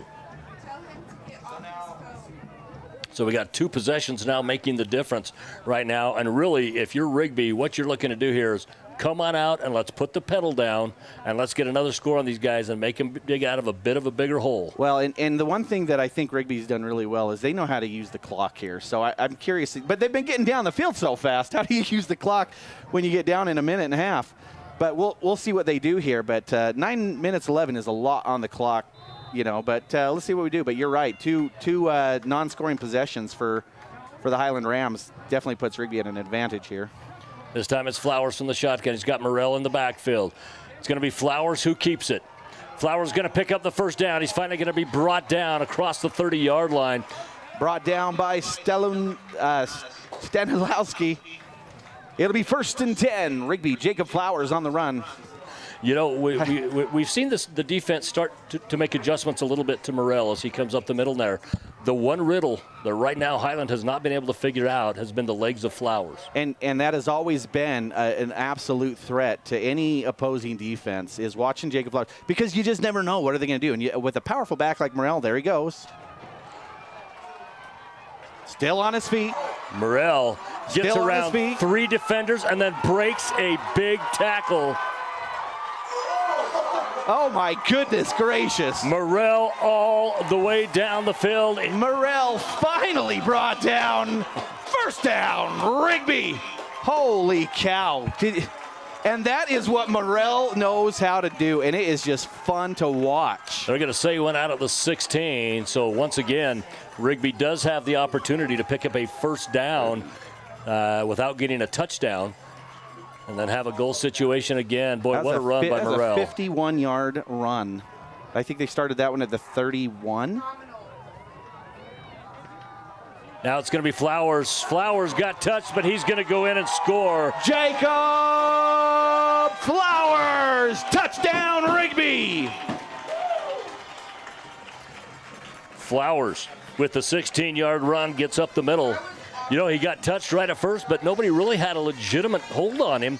And then once he breaks away, speed demon into the end zone. And this is going to be the Morel Flowers show tonight. Well, that's what it's been so far. Well, and really, if you're Rigby, the thing that you're looking at is you got to say, we're going to keep doing what they're doing with the same players we're doing it with until Highland proves they can stop it. Yeah. If they prove they can stop it, then we'll make adjustments. Andrew James, PAT, good.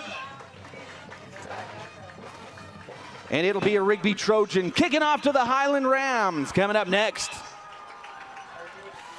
I wish I knew, I think Rigby wanting to make a statement. I mean, why wouldn't you want to make a statement? This is the first conference game for Rigby.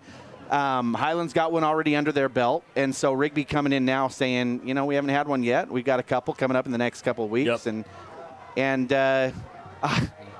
I mean, why not? Well, you take the last 15 years, you're two of the most prolific teams in 6A, and I mean, I would call this, obviously Rigby and Madison is a rivalry, but as far as competition goes, it's been primarily Rigby and Highland as far as the top two teams in this conference year in, year out for the last, 12, 15 years. Absolutely. So really, I mean, obviously Madison won a state championship during that period of time as well. But I mean, these two teams. This is big. This is big. Well, and I'm trying to remember. I know that. We're playing Highland here, which means we played them at Highland last year. But I remember 2 years ago we played Highland here. Highland was down a lot, and they came back and won it at the end. And we lost our first loss a couple years back to Highland at Highland. Oh, inside, that'll go to the 20. Yep, and the difference was Almond on the last time that he caught it. He actually caught it on the 1 yard line and then stepped back in the end zone before coming out. But if you catch it in the end zone, it's automatically dead now at the high school game. It will come out to the 20-yard. Almond catches the ball in the end zone. That'll bring it out to the 20. 1st and 10, Highland.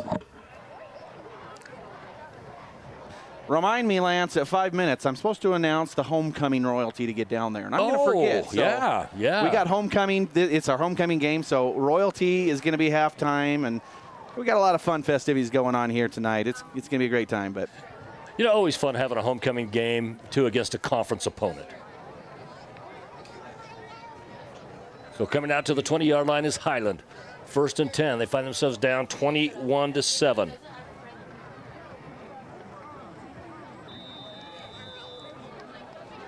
Desperately in need of a score. Vincent from the shotgun. Belknap has not played quarterback tonight. And across the middle, it's going to be picked off by Rigby.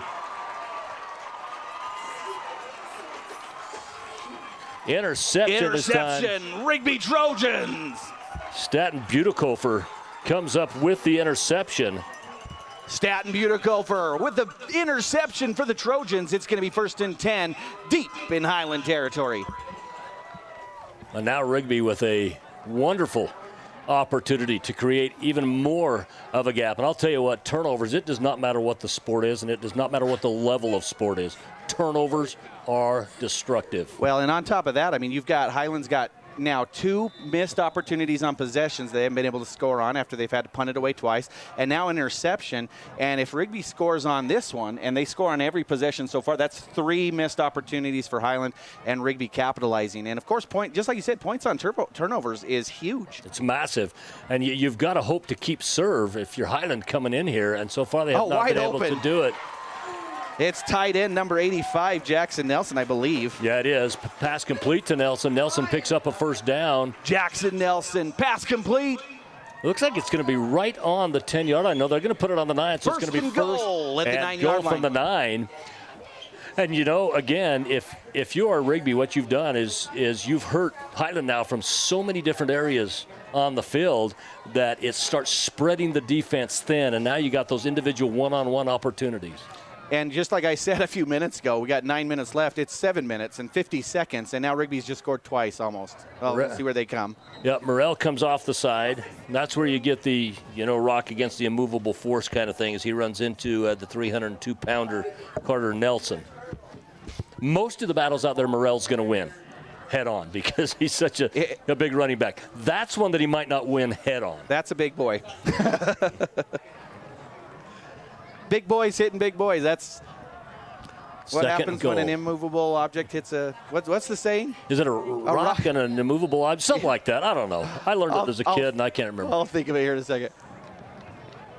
Unstoppable force meets an immovable object. Okay, There you unstoppable go. force, immovable object. We're just morons. But somebody else in here knew it, and so we got it figured out. What was the flag there? I missed it. Yeah, well, it was a half the distance to the goal for a encroachment on the defense. Encroachment will give the Trojans half the distance to the goal. Ball spotted just inside the 4-yard line. It'll be second and goal on the 3.5. And I think this is a scenario that really you either have Flowers carry it or you give it to Morrell and just punch it in. It's what they've done, and it's worked. Why not? Why change it? He's going to pass it, though. This time goes over top of the defenders, has his man and gets the touchdown. Who was it? I didn't see. It looked on that play to be number 2, Cannon Korth. Cannon Korth, 3-yard receiving touchdown for the Rigby Trojans. And the Trojans go up 6 more, 27-7, extra point pending. Okay, they said they...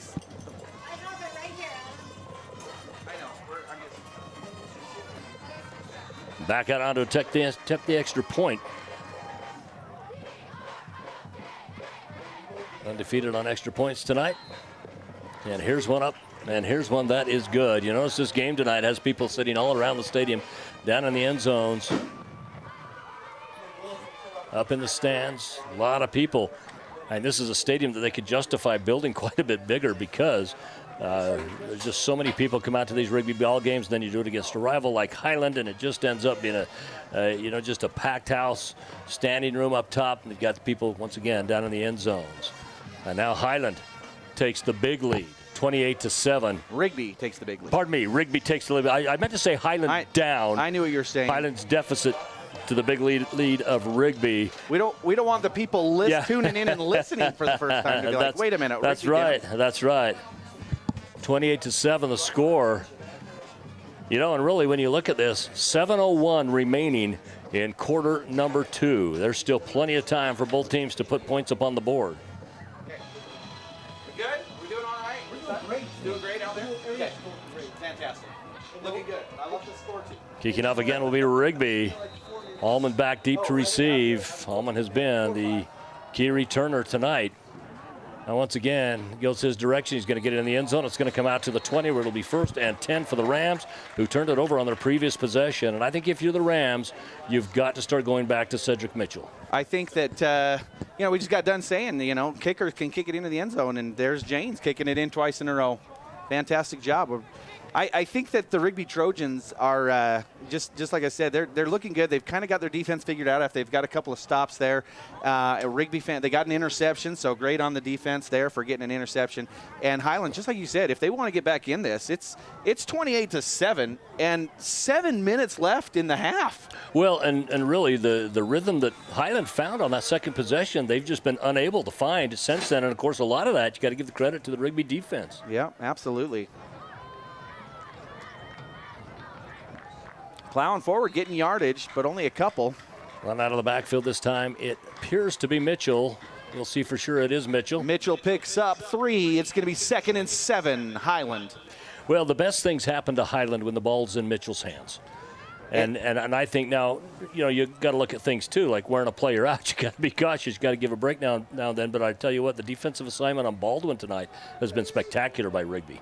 Well, and Richell really is a double threat because he's a big time running back and he can get down the field fast too. And he's a receiver too. Well, yeah, he's their second leading receiver behind Baldwin on the team. Oh man, and it just goes from bad to worse for Highland. The ball goes over the outstretched hands. It's going to be third down and long for the Rams.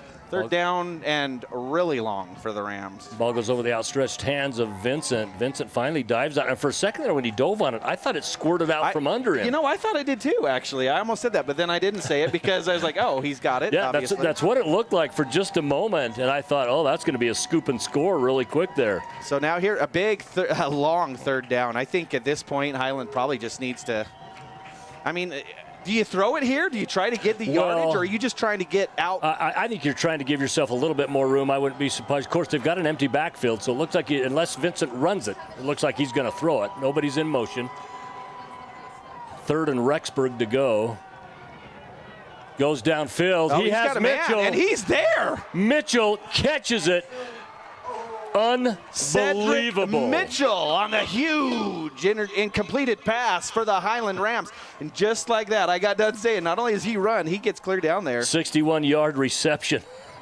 Brought down by Tucker Clark. And Tucker Clark, that would have been, Tucker Clark not there. That's a touchdown for Highland, and that would have been just what they needed. Nonetheless. Well, and one of the challenges you have, it is hard to get in a foot race with Cedric Mitchell, because Cedric Mitchell is a kid at the 6A level that is going to win the foot race 9 times out of 10. I should pull up Athletic and let's see what these kids can run the 100-yard dash, because I'm sure they can. I'm sure they're fast.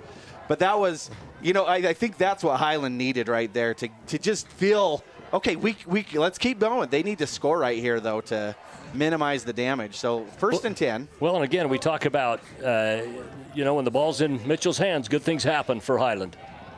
This time he's got blocking duties. Vincent in the backfield now receiving pressure, goes to the side.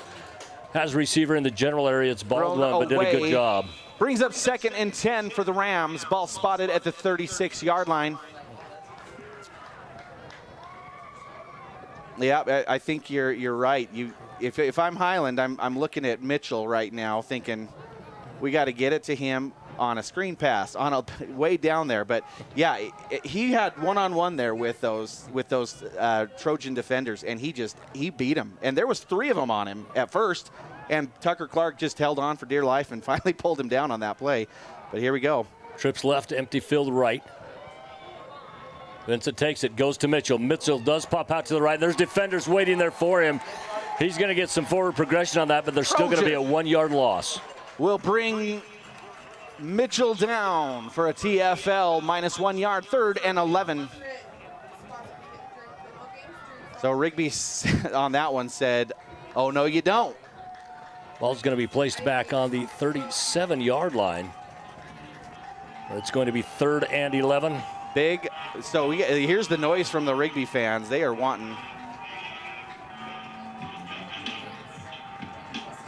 I got told by the athletic director, make an announcement at half. They can't have cowbells and artificial. So I got to tell people, put away the artificial. Be as loud as you can. Newer rule in the state of Idaho, yeah. Most states have gone to that now.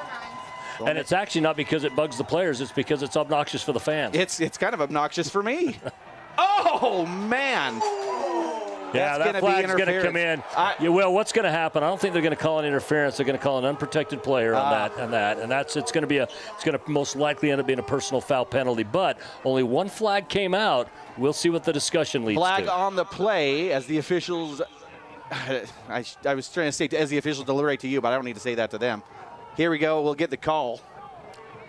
Interested to see what this official call is, because they're still discussing it. 3 officials had an opportunity to throw a flag. 1 did not. Yep.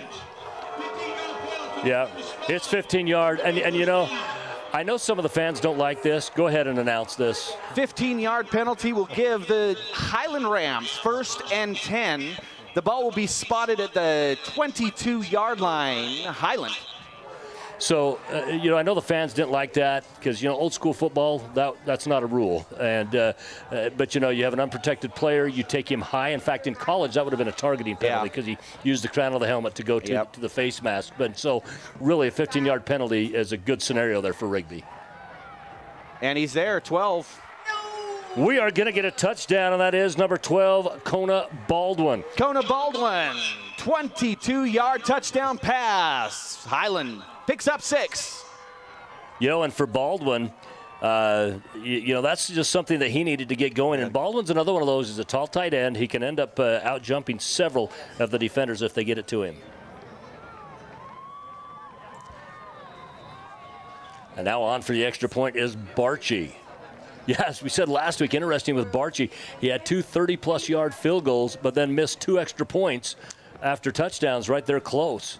Sometimes the extra points are the hardest ones to get. I don't know why. I think it gets in your head more. That one for sure is right down the middle, though. It's like playing a game of horse, you know, and it's a little layup to get you every time. You know, the three-pointer doesn't get you. Varsity puts an extra point on, and it's going to be the Highland Rams 14, Rigby Trojans 28. 3 minutes, 24 seconds left to play. If you are homecoming royalty and you are not down on the field, you should be there right now. Homecoming royalty, please head down to the field. South end of the football field. Homecoming royalty, last call. South end of the football field. I forgot to do it at 5 minutes. Whoops. Well, it's royalty. Why aren't you headed down there? Yeah, you know, when I was in high school, I said, I really want to be homecoming king. And they said, yeah, you're not going to be. Just blunt. It was unanimous that I was not. Not unanimous that I should be. They said, we know for sure who's not going to be homecoming king, and it's Adam Hall. So they weren't quite sure who it was. They just knew who it was not. That's exactly right. 3:24 remaining in the first half of play before we head to half. So I think Highland, that was a desperately needed touchdown for Highland before they go into the half. Well, and a couple big plays. And really big plays, right. And I think if Highland can put a stop on the Trojans right here, how big is that for Highland's, motivation? Well, and again, I think what Highland did there, they put it in the hands of their best players, primarily Mitchell and then Kona Baldwin, their leading receiver, and I think when you do that, there's a reason why they're your best players. Varsity kicks it to the 1 yard line, and it's brought out at the 1. Going fast to the 20. Don still on his feet. Still going.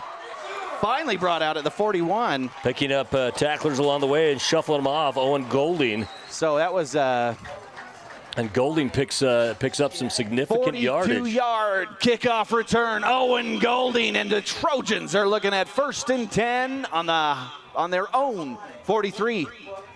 So yeah, that was big. Varsity kicked it all the way to the 1. They like to bring it out. Why wouldn't you? Yeah. Yep.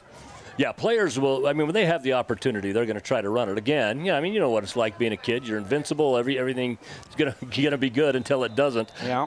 But what a great return, a great blocking to help him out as well. From the shotgun, it's Flowers. Slight motion by Morrell. Look at Morrell that. Now Look at him followed go. his tackler. He was patient. Followed his tackler. Came up the middle. My He's heavens. still on his feet. Amani Morrell, it takes 5 Rams to bring him down, and he gets the first down. My goodness gracious, what a big boy. He just is so strong. Gets down to the 34-yard line. And we've still got plenty. Both teams could probably put a score each up on before the end of this half. I thought for sure with 3.5 minutes the Trojans would just kind of take their time getting down there to put it away. But now here we are on the 34-yard line, and Rigby knocking on the door again. Winding down now inside 3 minutes, 2:45 to be exact. Once again, this is homecoming, so they're going to be showing their homecoming royalty and honoring them at the half as well. There he is. Pass goes down the field. Got a man. Open receiver. He is brought down by number 21. That's Aleki Ofisa. It is. Who caught the ball? Did you see that? It's hard to read some of these numbers on the Rigby uniforms. I'm pretty sure it was McCree Farnsworth that had the catch. Pass complete inside the 10. 1st and goal, Trojans. I think it is number 3, McCree Farnsworth. And it's going to be a 1st and goal opportunity again. And again, I wouldn't be surprised to see him go right back to Flowers and or Morrell. What do we got here?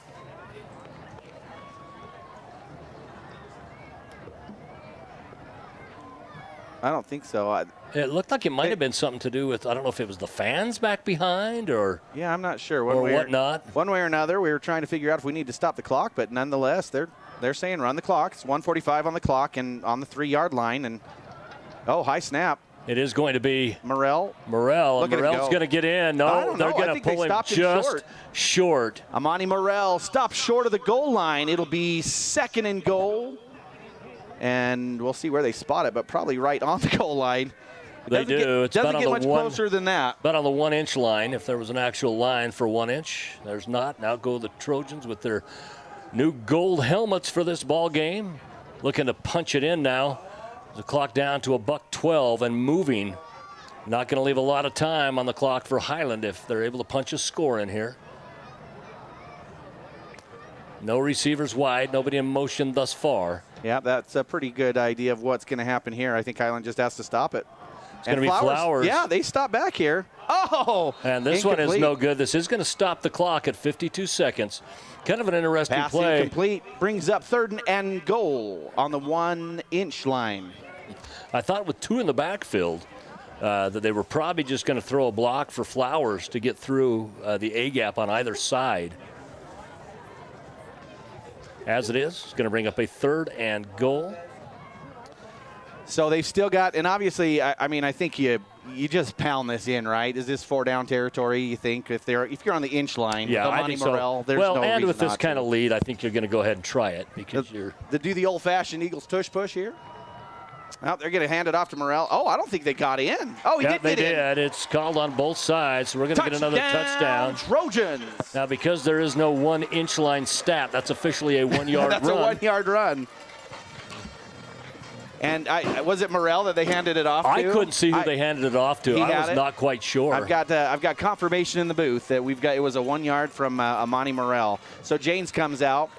Janes steps out to put the extra point on for Rigby. Trojans on top, 34-14. And Janes looking to tack on one more. He's been perfect so far. Well, and right now, Rigby just digging a hole. It's going to be awfully, awfully tough for the Rams to get out of. And the Trojans up 35-14. 50 seconds left on the clock in the first half. It'll be a Trojan kickoff coming up. So now, really, if you're Highland, you might want to take a shot or two downfield on this, but you really, for the most part, just want to get into half with no more damage. Yeah, absolutely. And so, if you choose just to run the ball, if they run the ball in the first play, then what they're saying is we want this clock to run out. We want to get to the half. If they pass the ball, they're saying, hey, maybe we can get down in a place where Barchi can potentially kick a field goal and at least go in the half on a positive note. And Barchi can kick. Yeah. I mean, it doesn't. I think here a lot of this is going to depend on too what's going to happen with Allman back there in the backfield. Are they going to be able to kick it all the way in, or are they going to try to bring it out? And the last two have gone into the end zone and have had to come out to the 20-yard line. If Allman's a good kick returner, if he gets up here in the 35, 40-yard line, I mean, that changes the strategy, I think, in the last 50 seconds. 50 seconds remaining exactly on the clock here in quarter number 2. Ball kicked, and it's going to be a shorter one. It's going to be Almond. And Rigby finally brings him down at the 25, so that's going to be about a 14-yard return.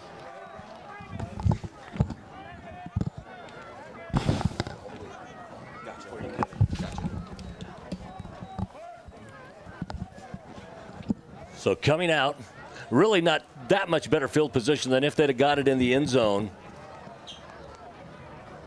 I think that they got an empty backfield, so I think they're going for some. They're going to throw it downfield, huh? They are, unless Vincent runs it. Coming out to the right side. Getting down near a first down. Now, you do have some timeouts remaining. If you're the Rams, you got all 3 of them. And, in 50 seconds, look how quickly you got down the field last time. They just showed us on that first down that they are not giving up and just going into the half. Pass complete brings up 2nd down and 1. It's a timeout for the Highland Rams. And we're going to go to an ad here on IdahoSports.com. We'll be back after this. Okay, what do I got going on here? What I'll do. I am a person they know and care about. My pain no longer controls me. I'm able to live a life full of hope and a life that I can enjoy. After coming to PT and putting a lot of hard work in, I'm able to do the things that I love to do again.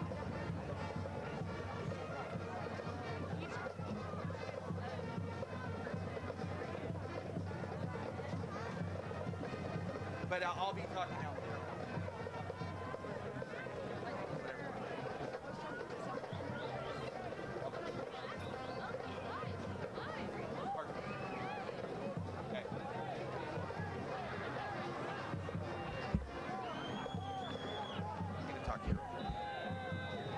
I missed it. It's okay. Back on this time from the shotgun. You got trips left, single right. Vincent drops back. He's going to go downfield again. Has his man. What a fantastic catch. They're going to say it's a catch this time by number 12, Keaton Belknap. Again, Keaton Belknap has played a lot of quarterback as well last week. Him and Vincent split time as quarterbacks. 1 quarter in the first each, 1 quarter in the second Belknap each. on the completed pass brings up 1st and 10, Highland. Yeah, and I think the spike here is a good play. You don't necessarily have to use one of those 2 remaining timeouts here because you're going to try to sling it anyway. You're going to try to sling it downfield anyway. So really, if it's taking you 4 downs to pick up a first down here, then clock's probably going to run out on you anyway. Rams spike the ball to stop the clock. It brings up 2nd down and 10.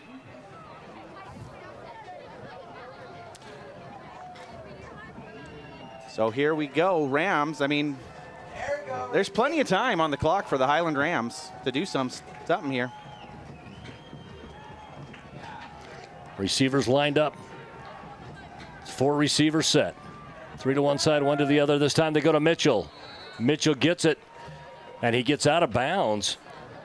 I think shy of the first down marker. It is. It's going to be down on the 38-yard line, or it's going to be 3rd down. Ball short of the first down marker by a yard. Brings up 3rd down and 1. So now we're going to hear some Rigby fans. Yep, they will. Now, here's a play that we might see him run it and then use one of those timeouts. But they are starting to get down now in the range where Barchi can potentially kick a field goal as well.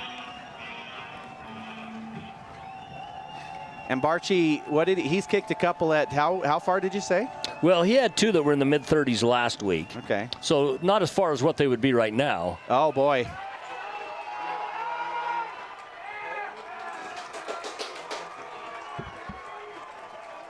Pass incomplete. Yeah, and some of the fans were looking for potentially an intentional grounding. The problem was he was out of the pocket by that time. Yeah. Don't have to get it to the line of scrimmage if you're outside of the pocket. He was way outside of the pocket. Nope, there it is. No, they are going to call it. They are going to say it. Flag on the field. Because of the pursuit. Now, he still has to go. It still has to reach back to the line of the scrimmage. Even if he's out of the pocket, it still has to come back to the line of scrimmage. Yep, he just didn't. When you're out of the pocket, you don't necessarily have to have an eligible receiver, but you do still have to get it back to the line of scrimmage. I think you have to get it. Is it back to the line of scrimmage or just out of bounds? Mm-hmm. No, it has to be back to the line of scrimmage in that scenario. So that brings up 4th down and long for the Rams. Well, last time we saw a 4th and Rexburg from. This is 4th and Malad now? From high school. Holy cow. Last time they did that, they had the big bomb to Cedric. I think at this point you can't kneel on it now because it's 4th down. So if you kneel on it, they got to run it. That's right. Or punt it. I guess I'd punt it away. Highland takes the timeout. Yeah, I think your safest thing to do here is punt the ball. I think and I think Rigby, with the big lead on Rigby, they just they run it out. And we're going to take a break.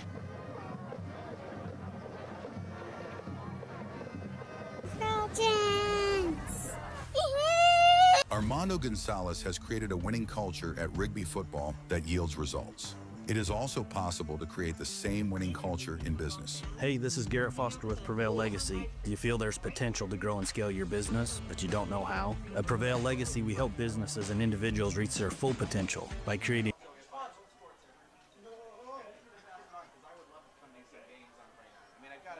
I've got to be here for PA whenever Trojans are playing at home, but if they're away.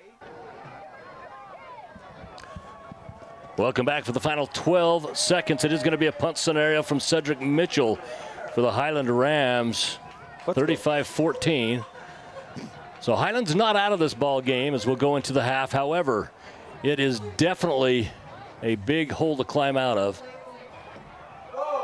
Oh, no. We got a fumble in the backfield. That can be picked up and ran. Instead, it's going to be dove on. And we're going to come to the end of half number 1. That'll at least your score, the Trojans 35 here on homecoming night, the Rams. Interesting end to the half, but nonetheless, it is the end of the first half. Trojans on top. All right, we're going to... Okay, so I'm going to just do... Got it on pieces, not in the top, right? Okay. Okay. I'll play with it.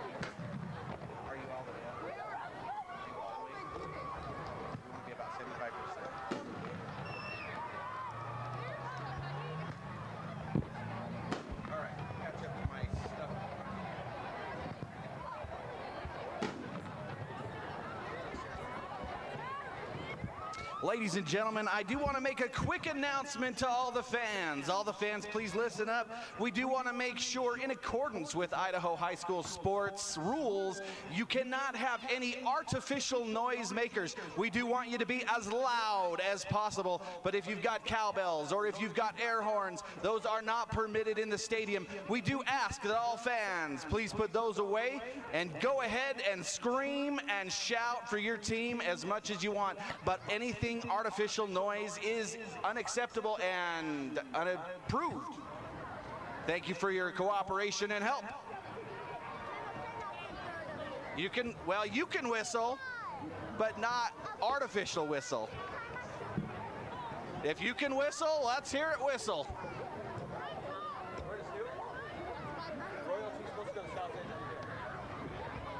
Again, royalty to the south end of the field. South end of the field, we'll be doing that immediately after our halftime entertainment. Ladies and cheerleaders, give me a thumbs up if you're ready. Ladies and gentlemen, please welcome to the field the halftime performance by the Rigby High School cheerleaders and the Rigby High School dance team. The RHS cheer team would like to thank some of their sponsors, including Rocky Mountain Siding, T-Web Construction, and Louder Orthodontics. The dance team would like to thank Patandem Produce for sponsoring them this year. Ladies and gentlemen, the Rigby High School cheerleaders and the Rigby High School dance team.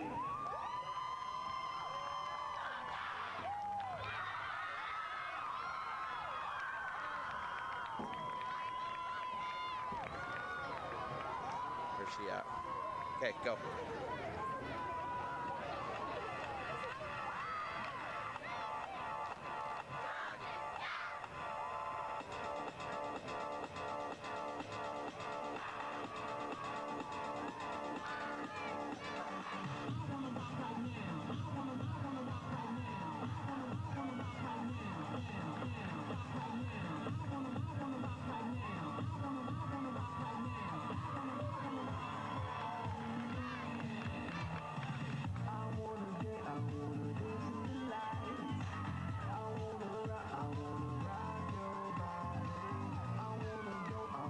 I need you to manage my phone. I'm getting so many texts of people that need me to save it.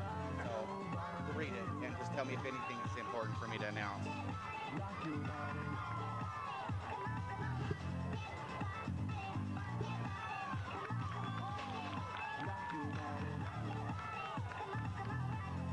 Let me see your body rock, shaking it from the bottom to top. Quick to what the DJ drops. We be the ones to make you happy.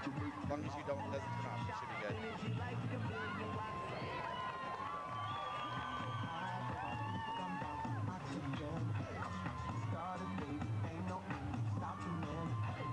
I just wanna live my life and party. All I want is to be free and rock my body. Around the world and I wanna live my life. Rio, realize. I wanna party, I wanna samba, I wanna party, and fly. I'm that samba master. You shot some from my ghetto blaster. You dance fast, but I dance faster. You too slow, you need to catch up. You can dance and dance.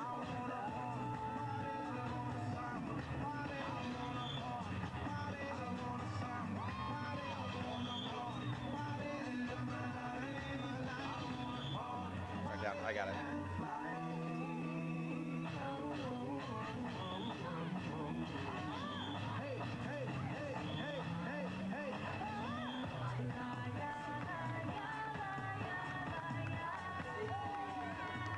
What?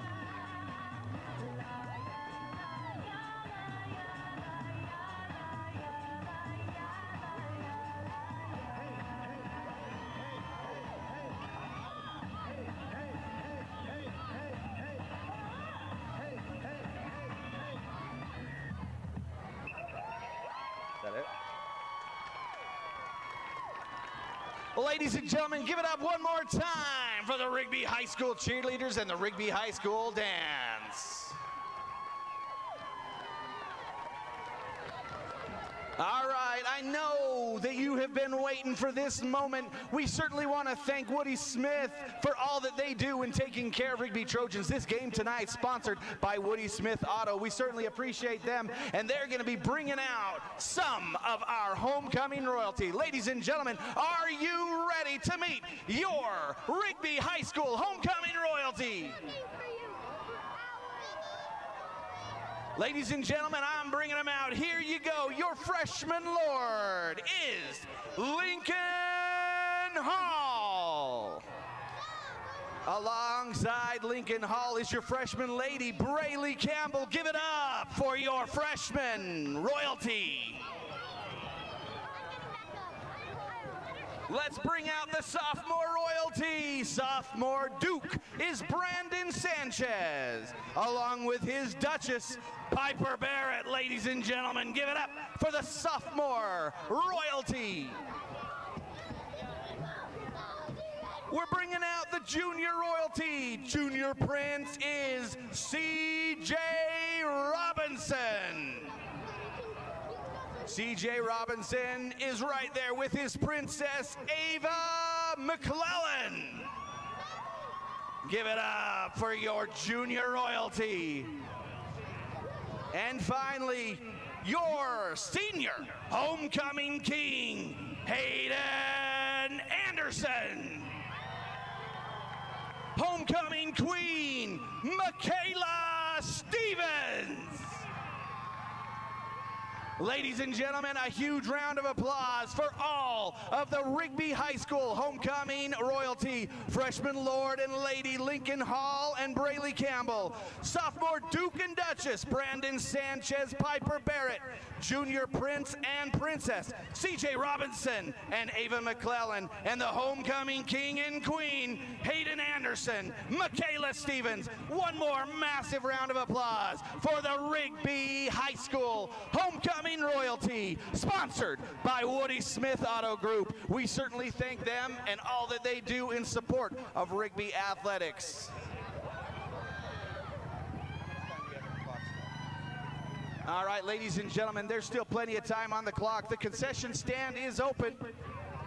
Food trucks are going on in the north end zone. The Corn Dog Company, Creamy Days, and Mac Burger, always taking care of business right here at Rigby High School. Don't forget, if you do not have your Rigby High School swag, go on down and get a hoodie for 10 bucks, a t-shirt for $5 right underneath the stadium. You will not find Rigby gear as cheap as that anywhere else. So go get yourself some Rigby swag and get going. We also want to recognize Dick and Bonnie Lou Brolum for being Grand Marshal at the parade today. A huge recognition to the Brolums family as they celebrate their time with us. We certainly appreciate them. They are throwing out cookies to the crowd. Dick and Bonnie Lou Brolum, we certainly could not do it without you. Our Grand Marshals at the homecoming parade today.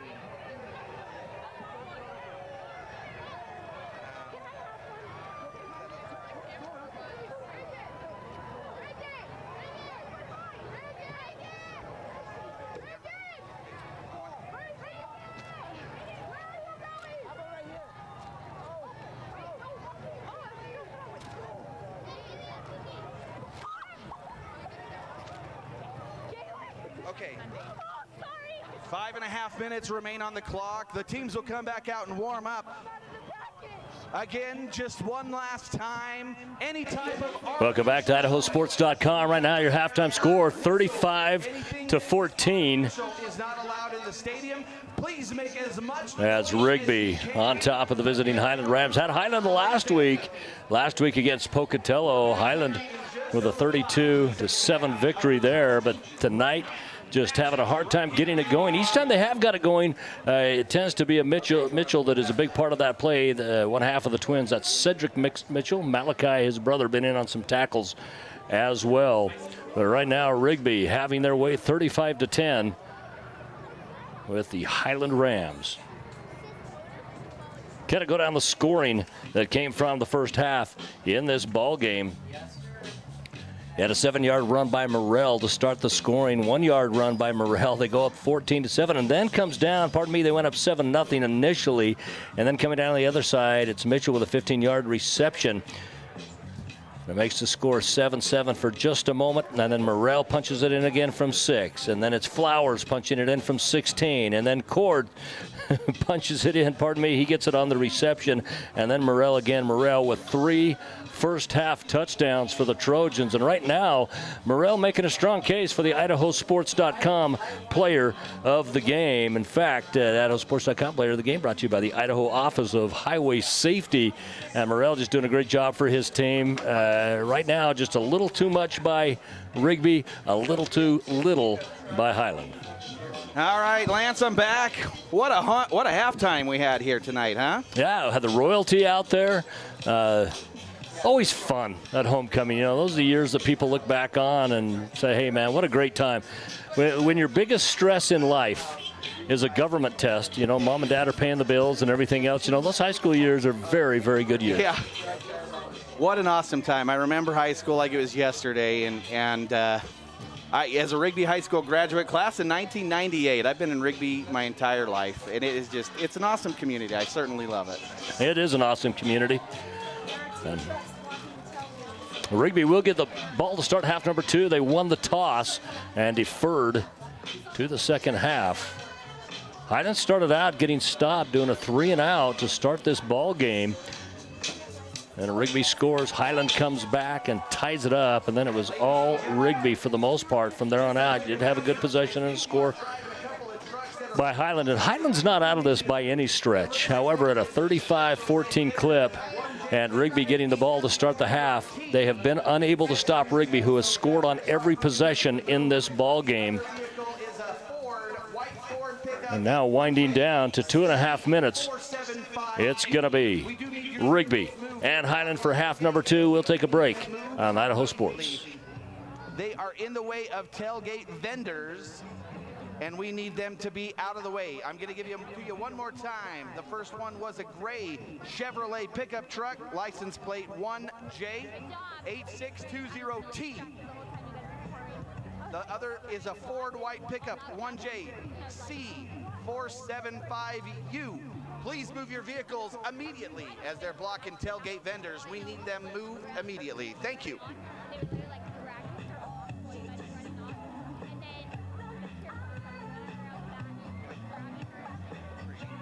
Gosh.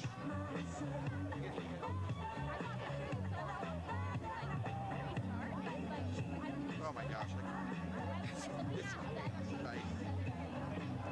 Winning strategies, helping with business systems and process, and building a legacy culture that will facilitate success long into the future. Contact us today and learn how you can create a winning culture like Rigby football. So I grew up in the huge town of Roberts, Idaho.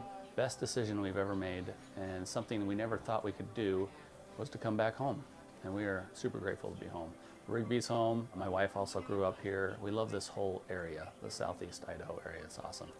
The favorite part is maybe not actually the work, it's meeting the people. Talking to different people, you meet a lot of different people doing this job. And the cool thing is, it's not just the patients we have, which are awesome. Our staff here they're just unique. I've had a lot of different staffs in my career, and this one is the best I've ever seen. They're just nice people.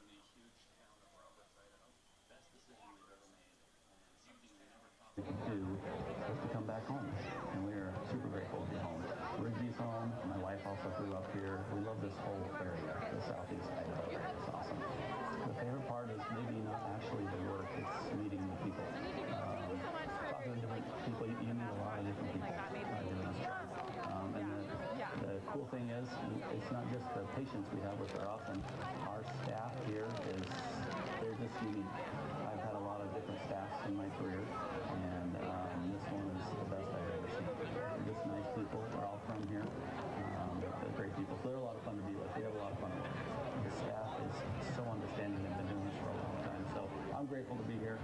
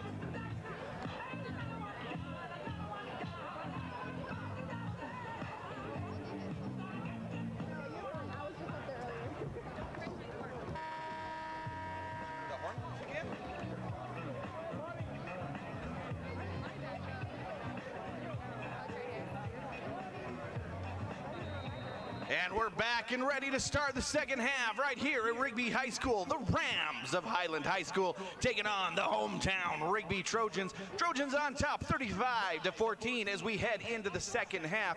And it will be the Rigby Trojans that will receive the kickoff as we start quarter number 3 coming your way right now. Welcome back live on IdahoSports.com. Lance Taylor, Adam Hall bringing this game to you tonight. Kind of a different setup. Adam's doing both PA and color tonight. Hope you're enjoying this game. Yeah, it's been fun. We'll find out in the YouTube comments if they like or didn't like Adam Hall helping out. 35-14 is your score. Rigby on top. You know, it was knotted at 7 apiece. And from that point on, Rigby just really took control. Highland was able to come down and get a nice touchdown as well, as this kickoff is short. And Barchi, after putting a couple into the end zone, now has some returnable. Brought all the way to the 45-yard line. Rigby looking at 1st and 10 on the 45. Ball was brought back out by Ku Kofe. Q is his name. Q. Q Kofe. And you know, it's kind of fun. Q Kofe was he kind of plays as the running back when Amani Morrell when he was hurt against Bishop Kelly. It was Q Kofe all day long. And I think they let Morrell rest quite a bit when they went up to Lewiston at the University of Montana. Morrell only had 6 snaps. He only had 6 plays that he was in. Well, sometimes when you're nursing an injury, it's nice to be able to take a little bit of a break. They were up 43-0 on Lewiston, and so I think they said, we do not need to chance Morrell out on the field when we're up like this. From the shotgun is Flowers. Morrell is out on the field.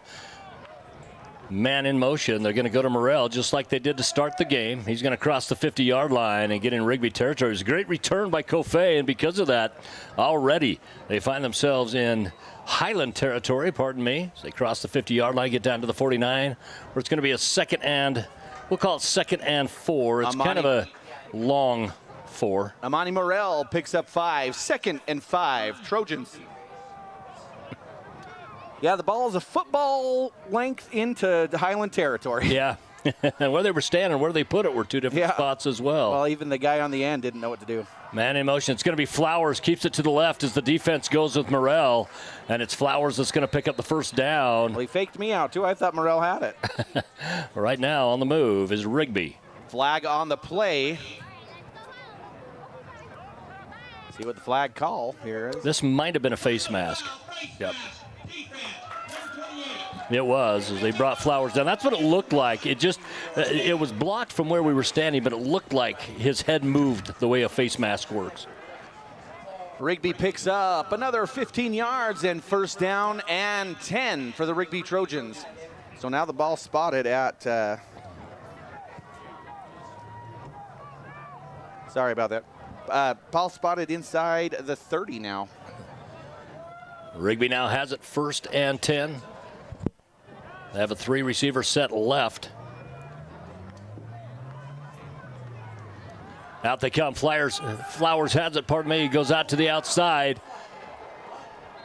Able to get it all the way downfield to Cannon Korth. Korth already has a touchdown on the night as well. He picks up a 1st down. Is that a flag out there on the 25? And it looks like they're going to be just outside of the 10-yard line. We do have a penalty flag. So we do have some YouTube comments saying, why is he repeating everything Lance is saying? So well, let's get the call here. So it's a holding foul. So that'll hurt the Trojans this time. But anyways, just to go back to my comment, I'm announcing for the PA out there to the crowd. So we apologize for the double commentary sometimes. I know Lance knows what he's doing. I'm not trying to undermine Lance by any means. He definitely knows what he's doing for Idaho Sports. We certainly appreciate him being here. But I'm just trying to do color commentary, but I do want to let the crowd know what's going on as well. So the ball comes out to the 37-yard line. It's going to be 1st and 20. From the shotgun, 2 in the backfield again. Now he goes up to either change the play or go under center. He goes up to talk to his offensive line. Snaps it, here they go. Got single coverage over to the right side of the field. And down they go, and it's going to be a touchdown as it lays right in the hands of Owen Golding. Owen Golding, 37-yard touchdown pass. Rigby. Yeah, and again, just like we were saying, Mitchell just gets out in front of people. Owen does the same thing. Owen Golding can get out there. And once you start separating distance and Flowers drops, that was just dropped perfectly. Well, and one of the things you noticed right off the bat was that single coverage, out there. And on single coverage, there's always some danger anyway. Sometimes it's maybe a taller receiver who can win the jump ball in that. Sometimes it's a faster receiver who can win the speed contest. Andrew James, 6 for 6. No, that's 7 for 7. I apologize, 7 for 7. Andrew James gets the extra point. Rigby on top, 42-14. So 42-14. 7, right? 6. Oh, yeah, 6 times 7. 6 for 6 for Andrew James on the extra points. 10-17 remaining in quarter number 3, and Rigby already up on the board this quarter as well. 42 points as they've kept the scoreboard hot tonight. Yeah, that only took him a minute and 43 seconds. Is that right? About that. Yeah, it's almost an hour drive between these two high schools to get from high school to high school. As Highland comes up from Pocatello. All the Pocatello schools at one point used to play in what is now the ICCU Dome. Was Holt Arena when I grew up. Or pardon me, was the Mini Dome when I grew up. Then became Holt Arena, now the ICCU Dome. But now they've all redone their own home fields. Iron Horse Stadium, of course, where Highland plays. They've redone that. It's beautiful. And Iron Horse Field is probably one of my favorite stadiums. Oh, it's awesome. It is. And, and you're looking overlooking the Highland Golf Course as well. And then, of course, you have Lookout Field for Pocatello High School. Century has redone theirs as well. And coming out, we've talked about it before, it's Almond, and he gets out near the 50-yard line as well. So both teams, to start half number 2, end up with a great return. Almond on the return, gets all the way to the 49-yard line. It'll be 1st and 10 for Highland, brought down by Trojan number 30, Andrew James. That's the kicker that brought him down. Yeah, that's when you're chewing out your special teams. They get off the side and say, hey, listen, we can't afford to get our kicker hurt. Yeah. Let's get those tackles early. Nonetheless, I think he fielded that at about the 12 or 13, so great return. Yep. 49-yard line. From the shotgun is Vincent. That's where he has been most of the night. He's had 2 snaps that have gone from under center. They're going to do a reverse, and it's going to be Mitchell. The defense is waiting for him. This is going to be a loss on the play, and it's going to be a 5-yard loss, bring up 2nd and 15. He's brought down by number 33, Arthur Oliveria. I think I butchered his name there. Well, that play fooled pretty much absolutely no one. They're going to call it a 4-yard loss instead of a 5, so 2nd and 14. Does Mitchell, can he throw it too? Because it looked like he was looking downfield to throw it. But he might. I haven't seen him have him throw on any plays. But, I mean, he's one of those kids that's kind of a do-it-all, Maybe he just was looking at it and thought, just looking for another place to go. Well, yeah, and maybe to look off the defenders a little bit, Trips left, single right. Blocker in the backfield is Mitchell. They get it across to the top to Keaton Belknap. Keaton Belknap ran kind of a semi-slot route on that play, but he gets the reception. It makes on a normal, when you weren't behind the sticks, we would call this a 3rd and long. DJ Budrero on the tackle, 3rd down. In this case, we call it 3rd and manageable because of how far back they were on this. Highland desperately needs a score right now. In Trojan territory, though, for the Rams. So 3rd and 8. Let's see if my no artificial noisemaker announcement worked. So far, it seems to be. Vincent goes back, has his man, he's open, it's Almond.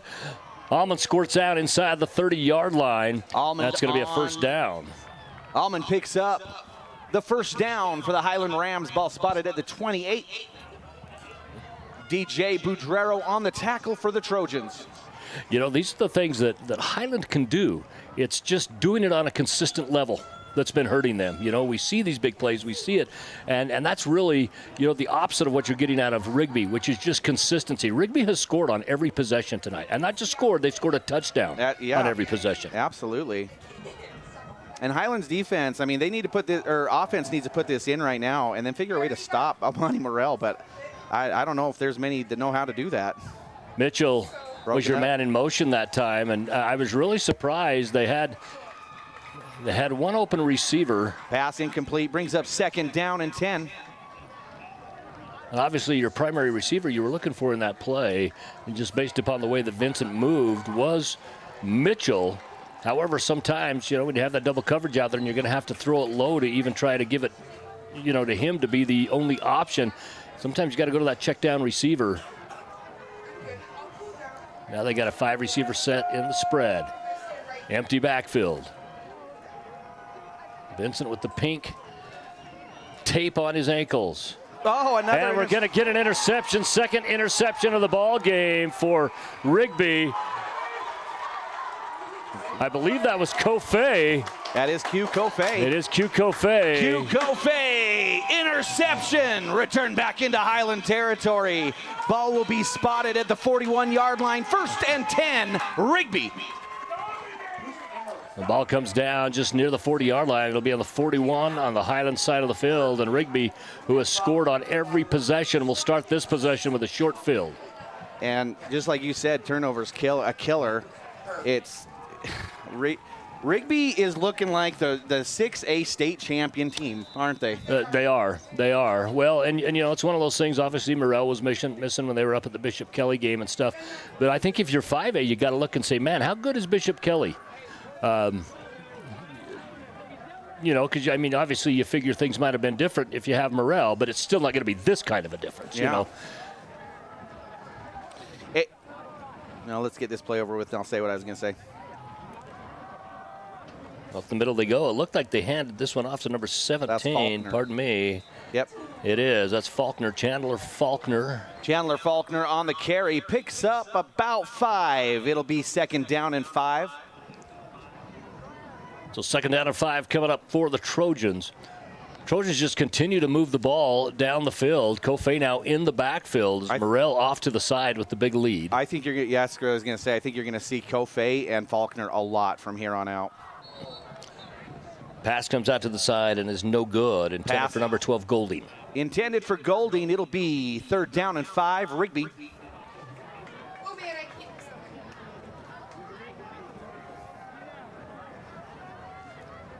So ball stays on the same spot, 3rd and 5. Guys, a lot of Major League Baseball going on right now. We finished our wild card round yesterday. Teams moving on. The Cubs, their fans very excited for. I love the Cubs. They pulled off. I was born in DeKalb, Illinois, which is just outside of Chicago. So I've always been a Chicago fan, but then my mom and dad moved right back to Rigby. They were from here. Here we go. Run up the middle by Kofei. Q Kofei picks up the 1st down for the Rigby Trojans. Gets down inside the 30, near the 25. It looks like they'll place it on about the 26. Malachi Mitchell, twin, brought down Kofei on that the linebacker. Yeah, my dad was born and raised in Illinois, and he raised us Cubs fans, which means I've been perpetually disappointed most of my life. I was going to say, I grew up in the Michael Jordan era in basketball, and everybody thought I was just jumping on the bandwagon. But I said, I've got a reason to like Chicago. Or you just say, hey, if you're going to jump on a bandwagon, that's a great bandwagon to jump on. Pass goes downfield and complete. Looked like it got in the hands of Freeman. It's either Freeman or Butekofer. I think it was Freeman. Let's see. Is it number 8? Evan Freeman on the completed pass. It'll be 1st and goal, Trojans. The ball down on the 2-yard line, 1st and goal. And this has, of course, been where we've seen Morrell all game long. And I think they put it on the 3. Looks like we got, it's kind of hard to see where the ball is, but it looks like the guy over there on the side. 3 yards to go. Yeah, the side judges, both of them came in about a yard difference. Wasn't quite sure who they were going to go with on that. Nonetheless, I think they're probably just going to try to punch it in. And if they score here, this might be the last possession that we see Flowers.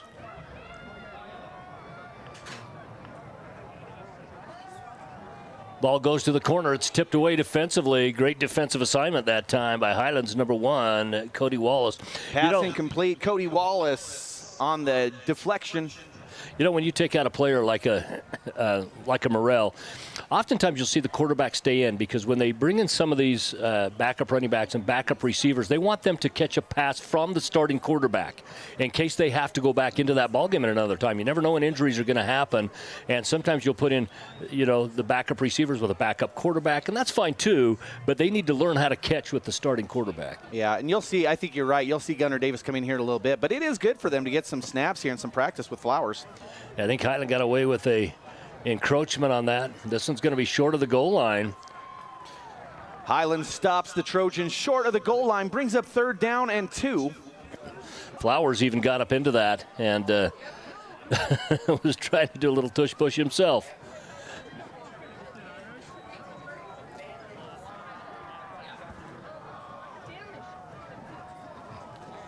So 5:30 in the 3rd quarter. Clock continues to run. It's 3rd down, 3rd and goal. The ball looks now officially on the 2-yard line.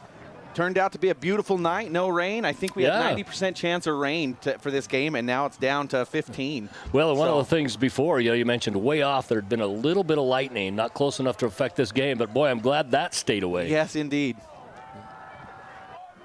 Ball goes to the end zone, but no good. Intended for Owen Golding. Incomplete pass. Sorry, I stole your thunder there. No, that's okay. Golding. Oh, it was 19. Open. See, look, I shouldn't have done it. There we go. Weston Carlson. Weston Carlson. Correction. Carlson on the intended pass. Incomplete. Brings up 4th down and 2. So now they're going to bring out Andrew Janes, and let's give him some practice kicking. Why not? So this will be the first possession for Rigby tonight where they have not scored a touchdown on the possession. Obviously, in a close game, this is probably a go-for-it scenario here on 4th down. But as it is, they're already up 42-14. And he puts it through.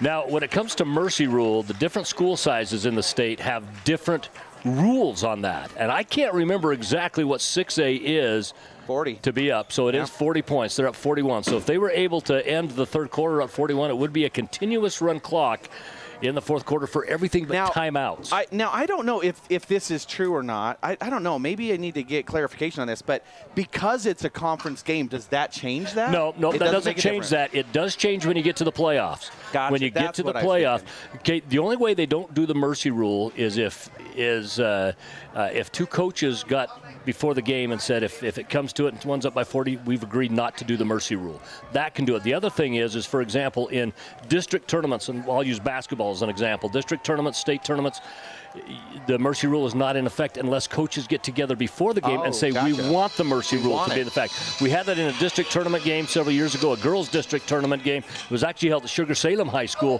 where the team coming in said, listen, if they don't mercy rule us, it's like the victory for us of the century. I think they ended up losing the game by 60 some odd. Yeah. And so they agreed at that time, let's implement the mercy rule. Makes sense. Well, Andrew Janes will line it up to kick off to the Highland Rams again.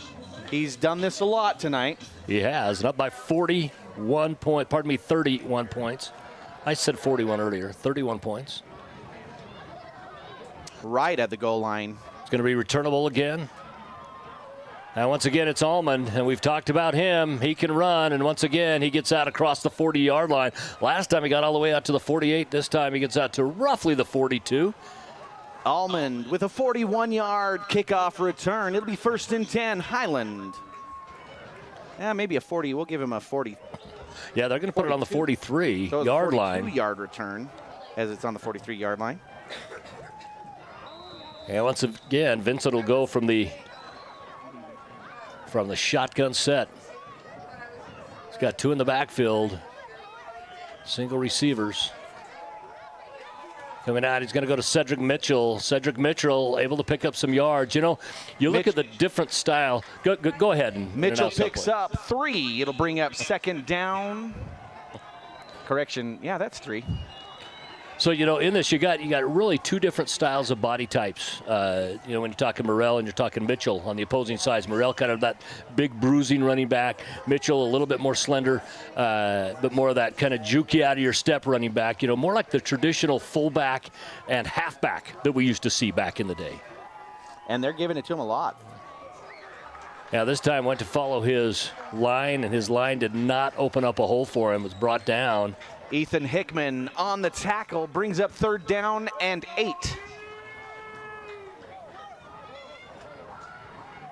So on the 3rd and 8, we most likely will see a pass here. You know, we saw a couple times when Vincent actually did it with his legs. We just haven't seen it on as consistent a basis as we've seen with Flowers on the other side of the ball. Of course, in the second half, Flowers hasn't had to run it at all. But in the first half, they used him a lot, you know, particularly because Morrell was running really good. So he fake it to Morrell. He takes a couple defenders with him, opened a lot of things up for Flowers. From the shotgun, one in the backfield. Getting away with a false start was Highland. And the pass is complete. I thought he got knocked down right in the middle. I agree. I thought it was an interception again, but nonetheless, that's a first down. First down, Highland. It was a great catch by number 12 on the play. That's Kona Baldwin, the leading receiver. He hasn't had near as much action tonight. He does have a touchdown. Brought down by Q Kofe. Playing both ways tonight. It's been few and far between for the junior receiver Baldwin. He's one of those players that will return next year. This program for Coach Nick Sorrell. You always love it when you have a big contributor that is an underclassman. Absolutely. That was Rigby's Amani Morrell last year. Yeah. They were excited to have that. He was coming back after being a big factor in the state championship game. Out to the right side is Vincent. He goes downfield. This one might be out of bounds. It is. It was going to be uncatchable. Pass intended for Cedric Mitchell. Incomplete, brings up 2nd and 10. You know, an interesting rule in high school that's a little different than it is in college and the pros. Sometimes you'll see a pass that's uncatchable, but you'll still see a pass interference call. In high school, it doesn't have to be catchable in order to draw the pass interference. In college and the pros, it has to be a catchable ball. I did not know that. In order to So to have basically, even if it's completely thrown over, if there's somebody in the area and it's going to him, and if there's a legal receiver in the area, you can still call pass interference on that play. That's good to know. I did not know that one. So ball's at the 42. Here we go.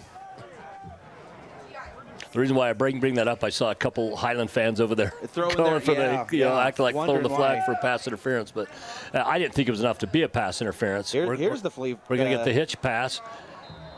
It was number 9 that got the ball and passed. Yeah, well, that's Keaton Belknap, who has started at quarterback for them. Like I said last week, he did the first quarter. Incomplete pass brings up 3rd down and 10 for the Rams. Yeah, he did the first quarter, Vincent the second, Belknap the 3rd, and Vincent the 4th.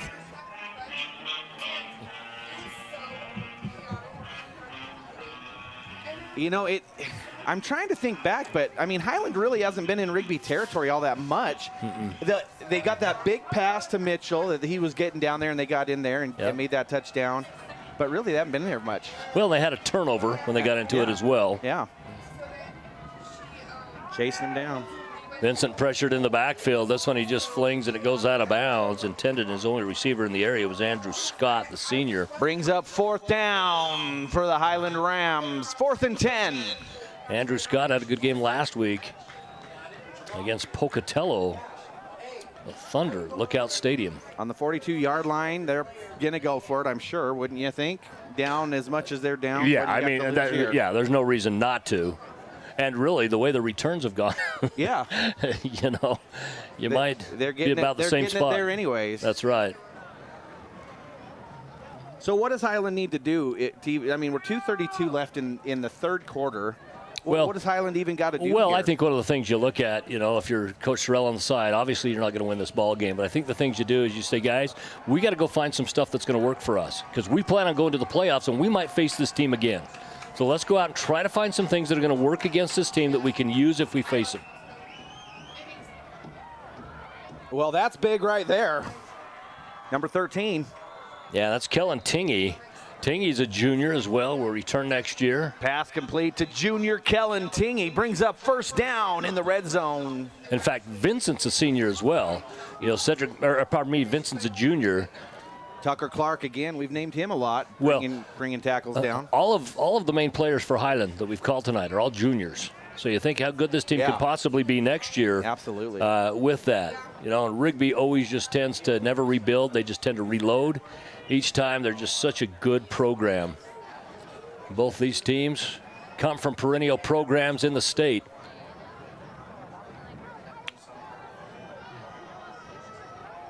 Oh, I thought bounce, but I thought for a second there. Did they Pass just get across the another middle falls incomplete. Rigby with 4 state championships to their name. Most of those have come more recently for Highland. They 4 got in the last 6 years. 12 state championships. 2nd and 10 for the Highland Rams. Of course, the great Taysom Hill. Oh, yeah. Came out of that Highland program. Highland has put out some pretty good players. They have. Of course, Rigby's got some 1A. Tanoa Togiai playing for the Utes, linebacker right. for the Utes. And Yeah. his brother Talon went and played for BYU for a bit, and then he came back to ISU, I think, to get some more play time. Yep, he did. And you know, there's some players in Southeast Idaho wide playing.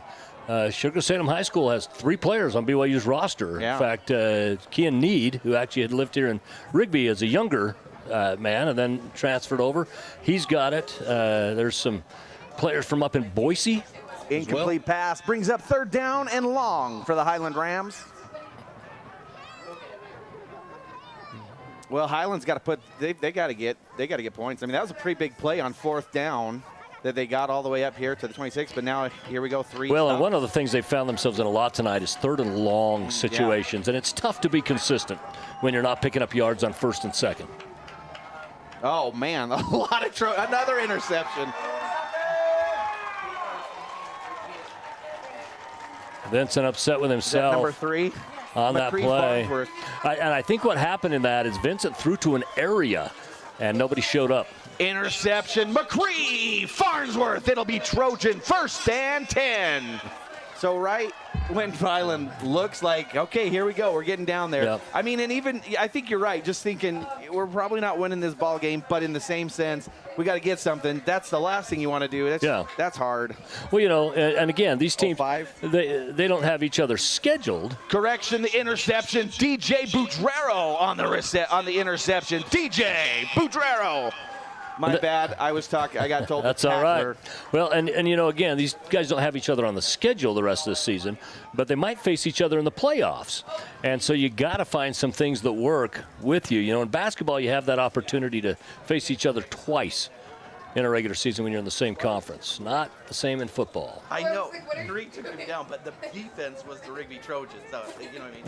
We're good. Positive yards on the play as Rigby has brought in a number of backup role players, and these are players, you know, the nice thing to see when you see this in ball games, Flowers has stayed in, by the way, but when you see this in ball games, you start to see kind of the next generation of kids. You know, you're going to lose a Morrell this year, you're going to lose a Flowers this year, and you start to see some more players come up that whose names are going to be called consistently as the seasons move on. Time ticks down to 1 minute in the 3rd.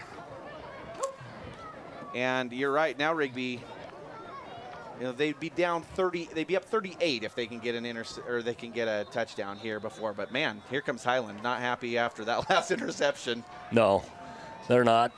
You know, and again, all these players, you know, I mean, if you're Rigby, you're still trying to score.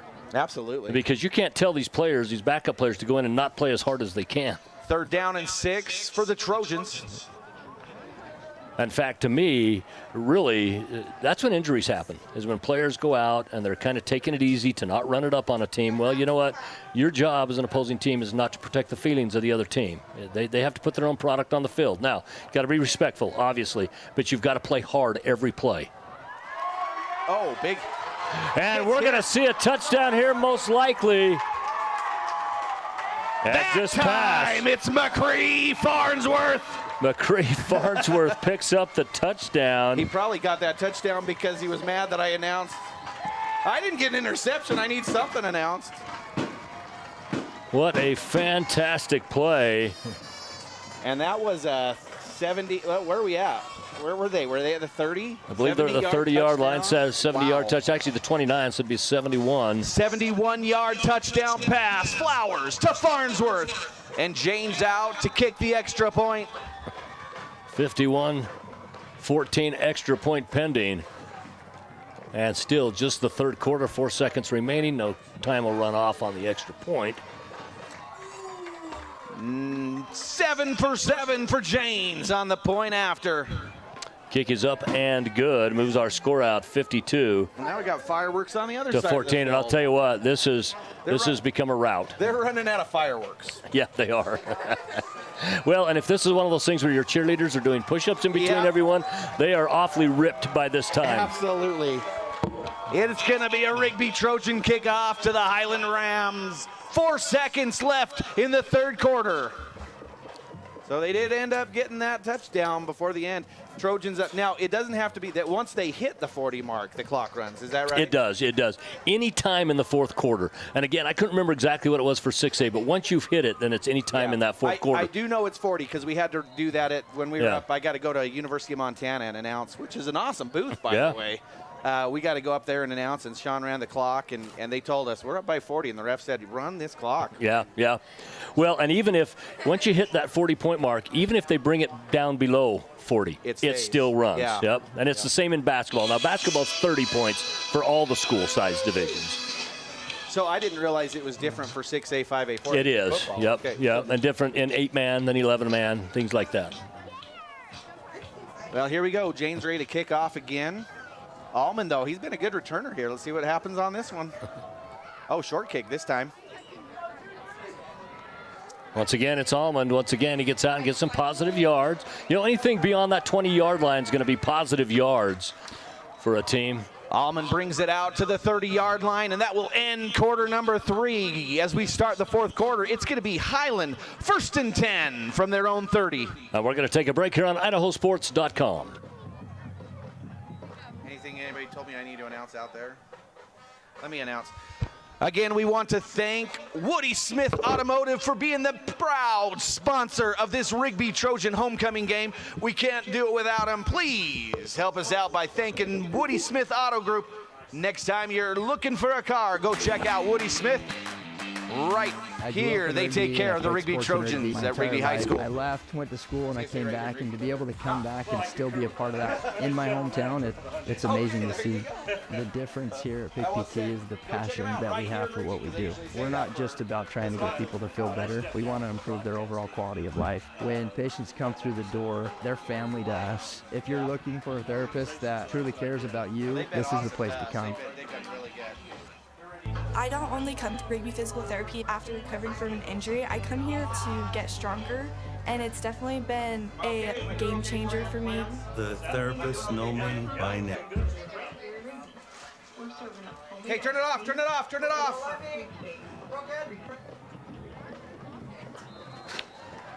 We're back to start quarter number 4. It was kind of a quick one there. We got to play off before we even really realized it was going. The ball comes out to the 32-yard line. It will be 2nd and 8 for the Highland Rams. Highland just trying to get anything going to get more points up on the board. Highland only the one loss coming in today to this ball game, but it was a 70-7 loss. Yeah. Now, it was a Utah team. And yeah, well, it was Skyridge. Oh, yeah, Skyridge. Okay, so the backup quarterback at BYU, McKay Hillstead, who was up for the starting job as they went into camp this year, he was the quarterback that led them to a state championship a few years ago, and he happens to be my nephew. Oh, interesting. Good. So he's so they're a good team. So a 70-3 loss. 70.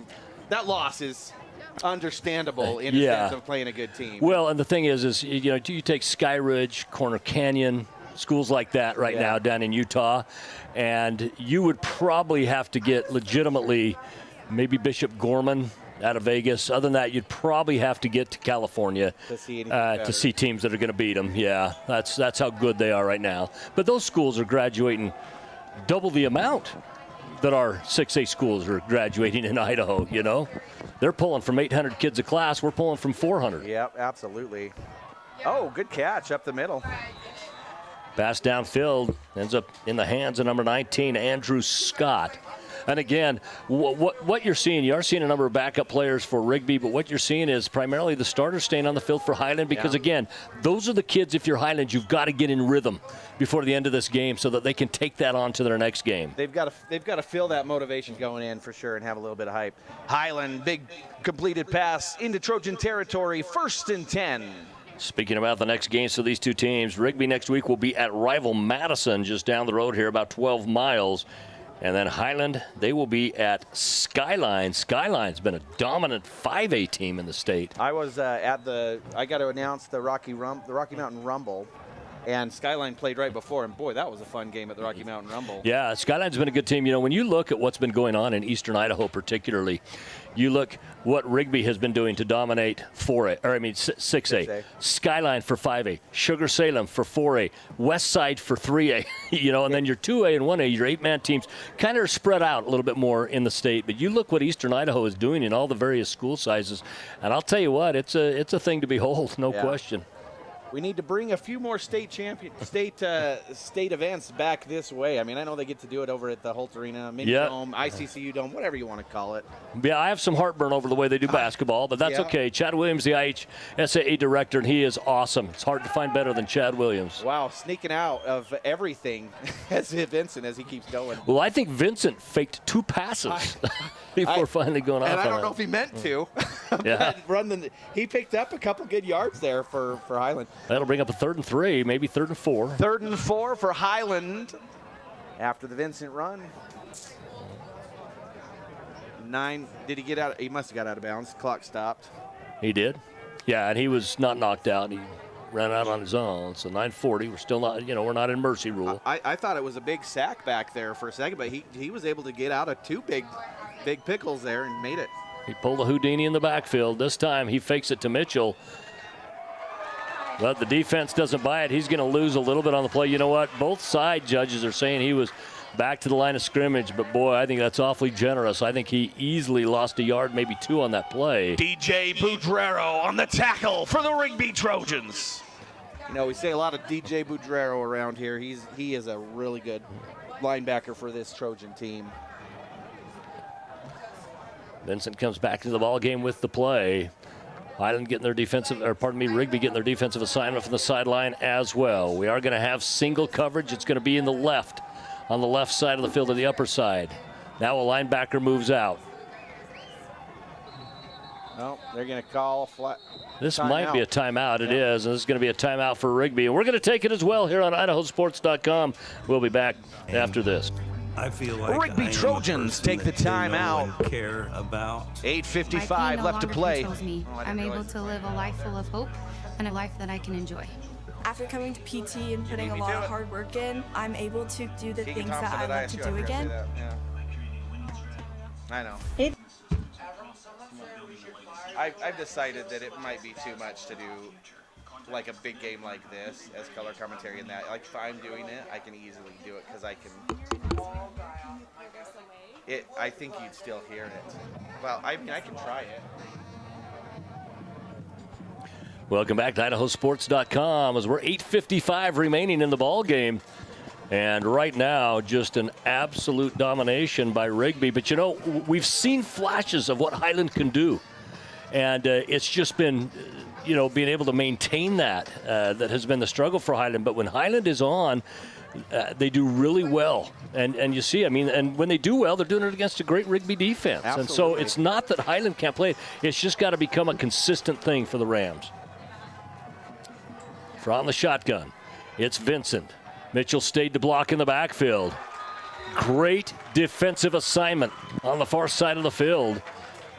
Pass falls incomplete, intended for number 13, Kellen Tingy. Pass broken up by Kason Erickson. Brings up. Was that wasn't 4th down? Where are we even at in this? They haven't changed the marker. Is it 2nd down? That was well, they haven't changed. That's a turnover on downs. Okay, I was not even paying attention, Lance. Yeah, that's okay. It's a turnover on downs with 8:50 remaining in the ball game. I got busy talking to my counterpart to my other side and didn't even realize it was a 4th down stop right there. Nonetheless, Rigby takes over 1st and 10 on their own 42. I'll pay more attention. There's a lot going on out there. Gunnar Davis is in as quarterback now, it looks like. And he's going to run it to start things off. Keep this defense honest. Picks up 3 yards on the play. Gunnar Davis on the quarterback keep. He'll pick up 3, 2. 2nd down and 7. 2 down in second. Gunner just a junior. So you have to anticipate, with Flowers being a senior, that Gunner will be the one to step up in next year. He's the lead for the JV team and does a pretty good job. It'll be good to see him continue to grow for one more year. But And of course, in high school, you never know if families move, people change jobs and things like that. You never know when, if someone ends up coming into your city. All the schools benefit from that occasionally when somebody moves in. Handoff in the backfield, getting back to the line of scrimmage is Rigby. Brings up a 3rd and 7. yeah, I think that was probably a loss of a yard too. They're being generous to both teams. Yeah, that's right. That's right. Because that probably was a 1-yard TFL. Rigby in those beautiful Notre Dame-looking helmets out there. That is what they look like. How did you put that together? They do. That's exactly I love plain helmets. My favorite helmets in all of college football, and I'm a BYU fan, but my favorite helmets in all of college football are Penn State because they're just plain, nothing on them. In the NFL, I'm not a Cleveland Browns fan, but their helmets are my favorite because they're just plain. There's nothing on them. And to me, that's dirt and mud and, that kind of football. Oh, yeah. Oh, there's the pitch. Shuffle pass underhanded down underneath, and it's going to be a first down. Faulkner. And the turf monster came up and got Faulkner. Otherwise, he'd have got another 10. Faulkner on the carry, picks up the first down for the Rigby Trojans in Ram territory. Yeah, unfortunately, those are ones that you just shoot. It's kind of like the Loch Ness Monster. We've never actually seen the turf monster, but we just know it's there, and somewhere there's some sightings that are taking place out there. Pass over to the side, positive yards again. Finally bring down out of bounds, but not until there's about a 6-7 yard gain on the play. Trojans looking at 2nd down. 2nd and 3? Yeah, we'll call it 2nd and 3. One thing I'd like to see some more of Gunnar Davis. I see a lot of small passes, short passes right there. I've never really seen him air it out a lot. Now, in the JV, they don't have to a lot. They do a lot of screen passes and a lot of runs and things like that, but I really want to see what he can do just airing it out. Yeah. Well, and when you're the backup quarterback, you're only one injury away from being the guy that goes out and has to run every play. Right. Going to be about a yard short of the first down marker. It's going to bring up 4th down. 4th and 1 for the Rigby Trojans. Third down and 1. Oh, pardon me. I thought that was 3rd down. Lance, I said maybe they're giving them extra downs maybe, too. Who knows? They shouldn't give Rigby extra downs though if they're giving extra downs to anybody. 52-14 and 3rd down and 1. So now they've got two chances here to get a yard. I don't know. Maybe they'll bring James out to kick a 50-yarder. You never know. The sophomore might do it. Round the shotgun again, and they're not going to need a 4th down as it's going to be picked up. It's going to be a 1st down. Hugh Kofe on the carry. Just outside of the 25-yard line. Looks like it'll be on the 26, where it'll be 1st and 10 now, under 6 minutes to go. Hugh Kofe picks up the first down. Jaden Christensen on the tackle. Sorry, I cut you off there, Lance. All right. So really, I think what we're seeing is now the depth of the Rigby team. You know, we saw how good the starters were. Now we're seeing some of that depth that has been so big in their program over the last decade.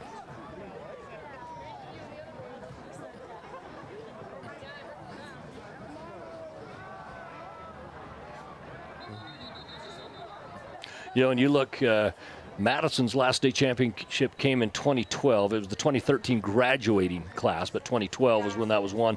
And, other than that, it's been Rigby and Highland that have won state championships. Rigby has won 4 of them. Highland has got 2 during that period of time. Pardon me, 1 during that period of time. And of course, Highland has the most overall of those groups. But I'll tell you two. The one thing that Coach Gonzalez, here, I'll tell you after this play. Remind me. From the shotgun, 1 in the backfield. Twin split sets. There's going to be a handoff in the backfield.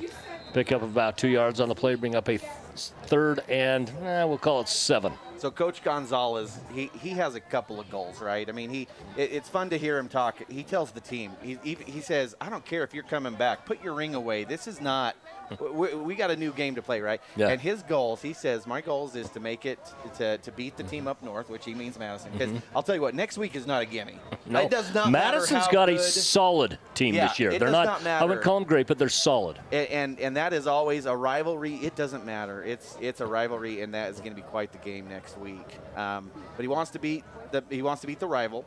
He wants to beat. I mean, conference play is obviously a big one. Brought down behind the yard line of scrimmage. Yeah, 2-yard loss on the play. It's going to bring up a 4th and 9. I hope they let Andrew just take a shot at it. What? There's the 25.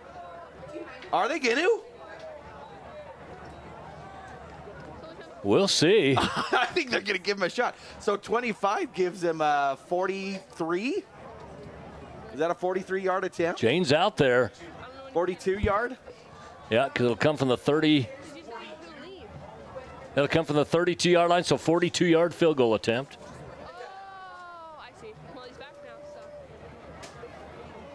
So let's see. This is going to be fun. I really hope. I'm going to have to make some noise on the PA if he puts this in. Look at that. I think it's left. It goes left. So it's no good, but hey, the distance was there. It was there. Field goal's no good, and it'll be a turnover on downs. Highland will have 1st and 10 at the 20-yard line, which, why not? Why not give him a shot? I like it. He's got he can kick it that far. He can figure out that in between. But anyways, other 6A stores. Back to Coach Gonzalez. He wants to beat the team up north. He wants to get through. He wants to win the first game of playoffs. But he's like, that's our focus. So I don't think the Bishop Kelly loss hurts him. He's never wanted to be an undefeated team. At least he's never mentioned it. I'm sure everybody wants to be undefeated, but that's not the focus, right? He wants to hit conference play, and so this is a big game for him. Madison is a big rival game. Pass across the middle. That was a tight one. Had to go between a couple defenders. Andrew Scott on the reception, crosses the 45-yard line to the 46, where it'll be 1st and 10. Crew Christensen and Cash Dial on the tackle for the Trojans. A couple 6A scores around the state. Lowen at Post Falls, 7-0 over Battleground. Cuna 14-7 with Bora, knotted up Coeur d'Alene, and Camas Washington. Coeur d'Alene lost earlier this year. When you look at the schedule of both these teams, Coeur d'Alene started, or at least that's who Rigby started with this year. And I think that I was worried for that game. Coeur d'Alene never got their chance to come back last year, but they beat us in the opening last year.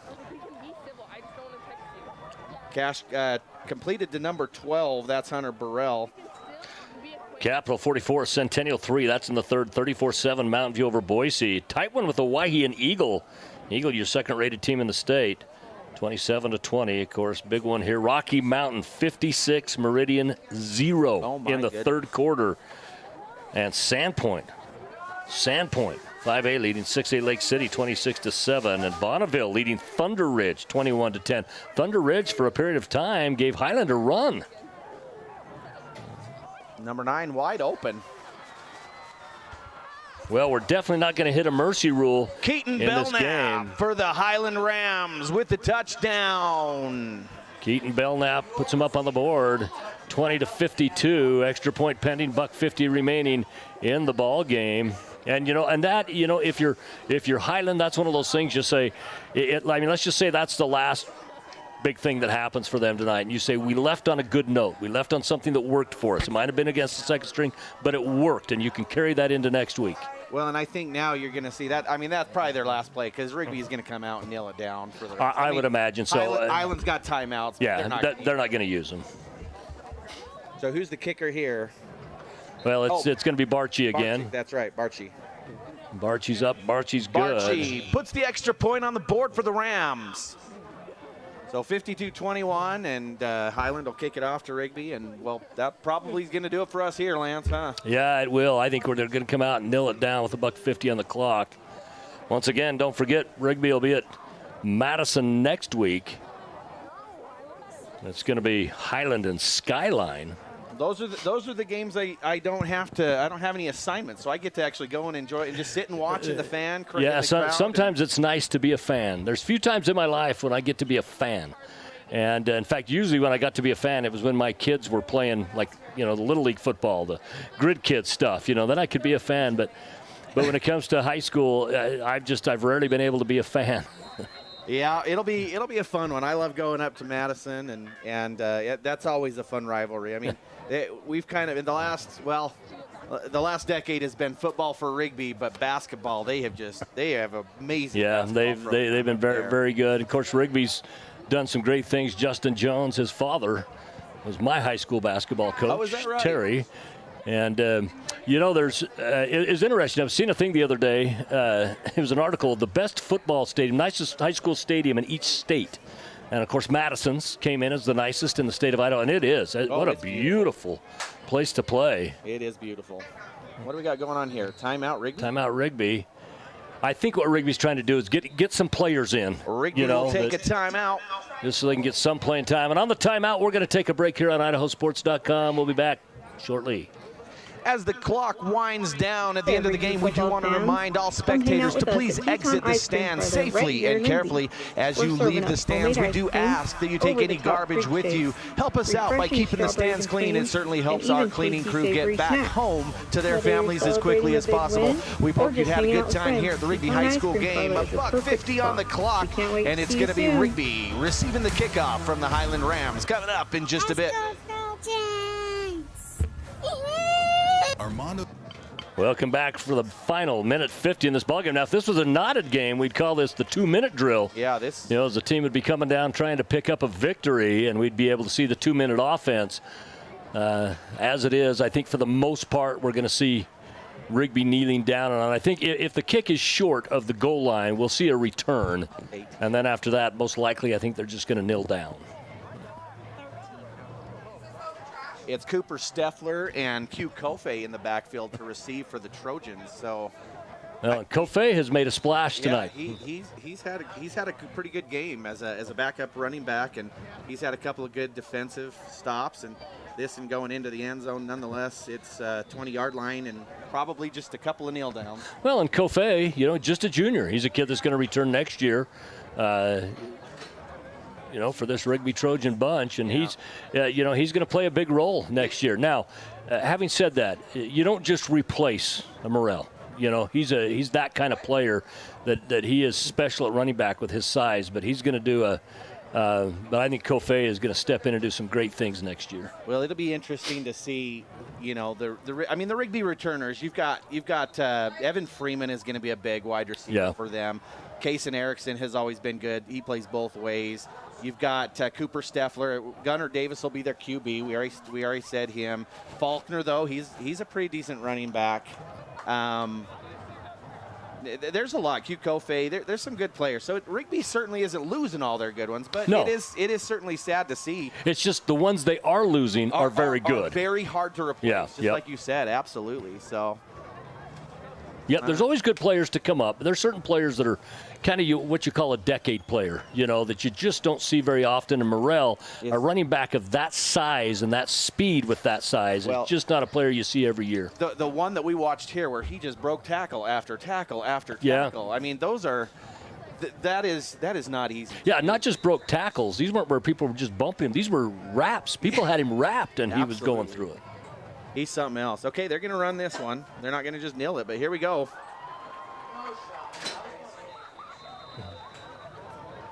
I didn't see who had the carry on that one. And the clock is not going for... Clock should... Well, they move it for the sticks, right? So they'll stop it to move the sticks, and then they'll start it. There we go. There we go. It was number 31 carrying it on the Rigby team, 31? I don't even have a person on the roster number 31, so I'm not sure who that was. Well, this is one of the things you get in high school games. Sometimes even during the course of a game, it's a big tackle will be made, and you look down, the number's not even on the roster. Yeah. And, you're yelling out to the fans, does anyone know who this is? And they say, yeah, some JV kid had a good practice during the week, and so they moved him up to varsity, Exactly. But the roster, they just still hand out the same one they had at the first of the year. And we are going to get a nail down here as we're in victory formation. So it'll take a couple of them. Yeah. But definitely that's going to end the game here. They'll put it down there. Rigby Trojans in victory formation, 2nd down. It'll take one more kneel down for the Rigby Trojans. But that's going to do it for us, Lance, as the clock runs down. And so what does Highland do now?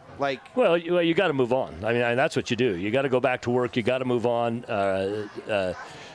Skyline's a different type of team, than what Rigby is, and you just move on and you say, the best thing in sports is to have a short memory. Yeah. And you finish the game with a good thing, and you can take that in. But when it's all said and done, just too much Rigby, not enough Highland. And that will do it for this one right here at Rigby High School. The Trojans take the big win. 52 to the Highland Rams 21, and the conference win goes to your hometown Rigby Trojans. All right. Big shout out to our power boosters tonight for Highland, MVP Rentals, Java Express, Liberty Chrysler Dodge, Jeep Ram, the Roof Resource, Mountain View Event Center, Teton Auto Group, Cheyenne Steed and Van Dyke Mortgage, and for Rigby, Idaho Drug, Eckersall Funeral Home, Teton Auto Group, Bellhaven Real Estate, the Roof Resource, Brightside Dental, Pro Pete Fertilizer, Fibercom, Anytime Fitness, Rigby, MVP Rentals, and Java Express.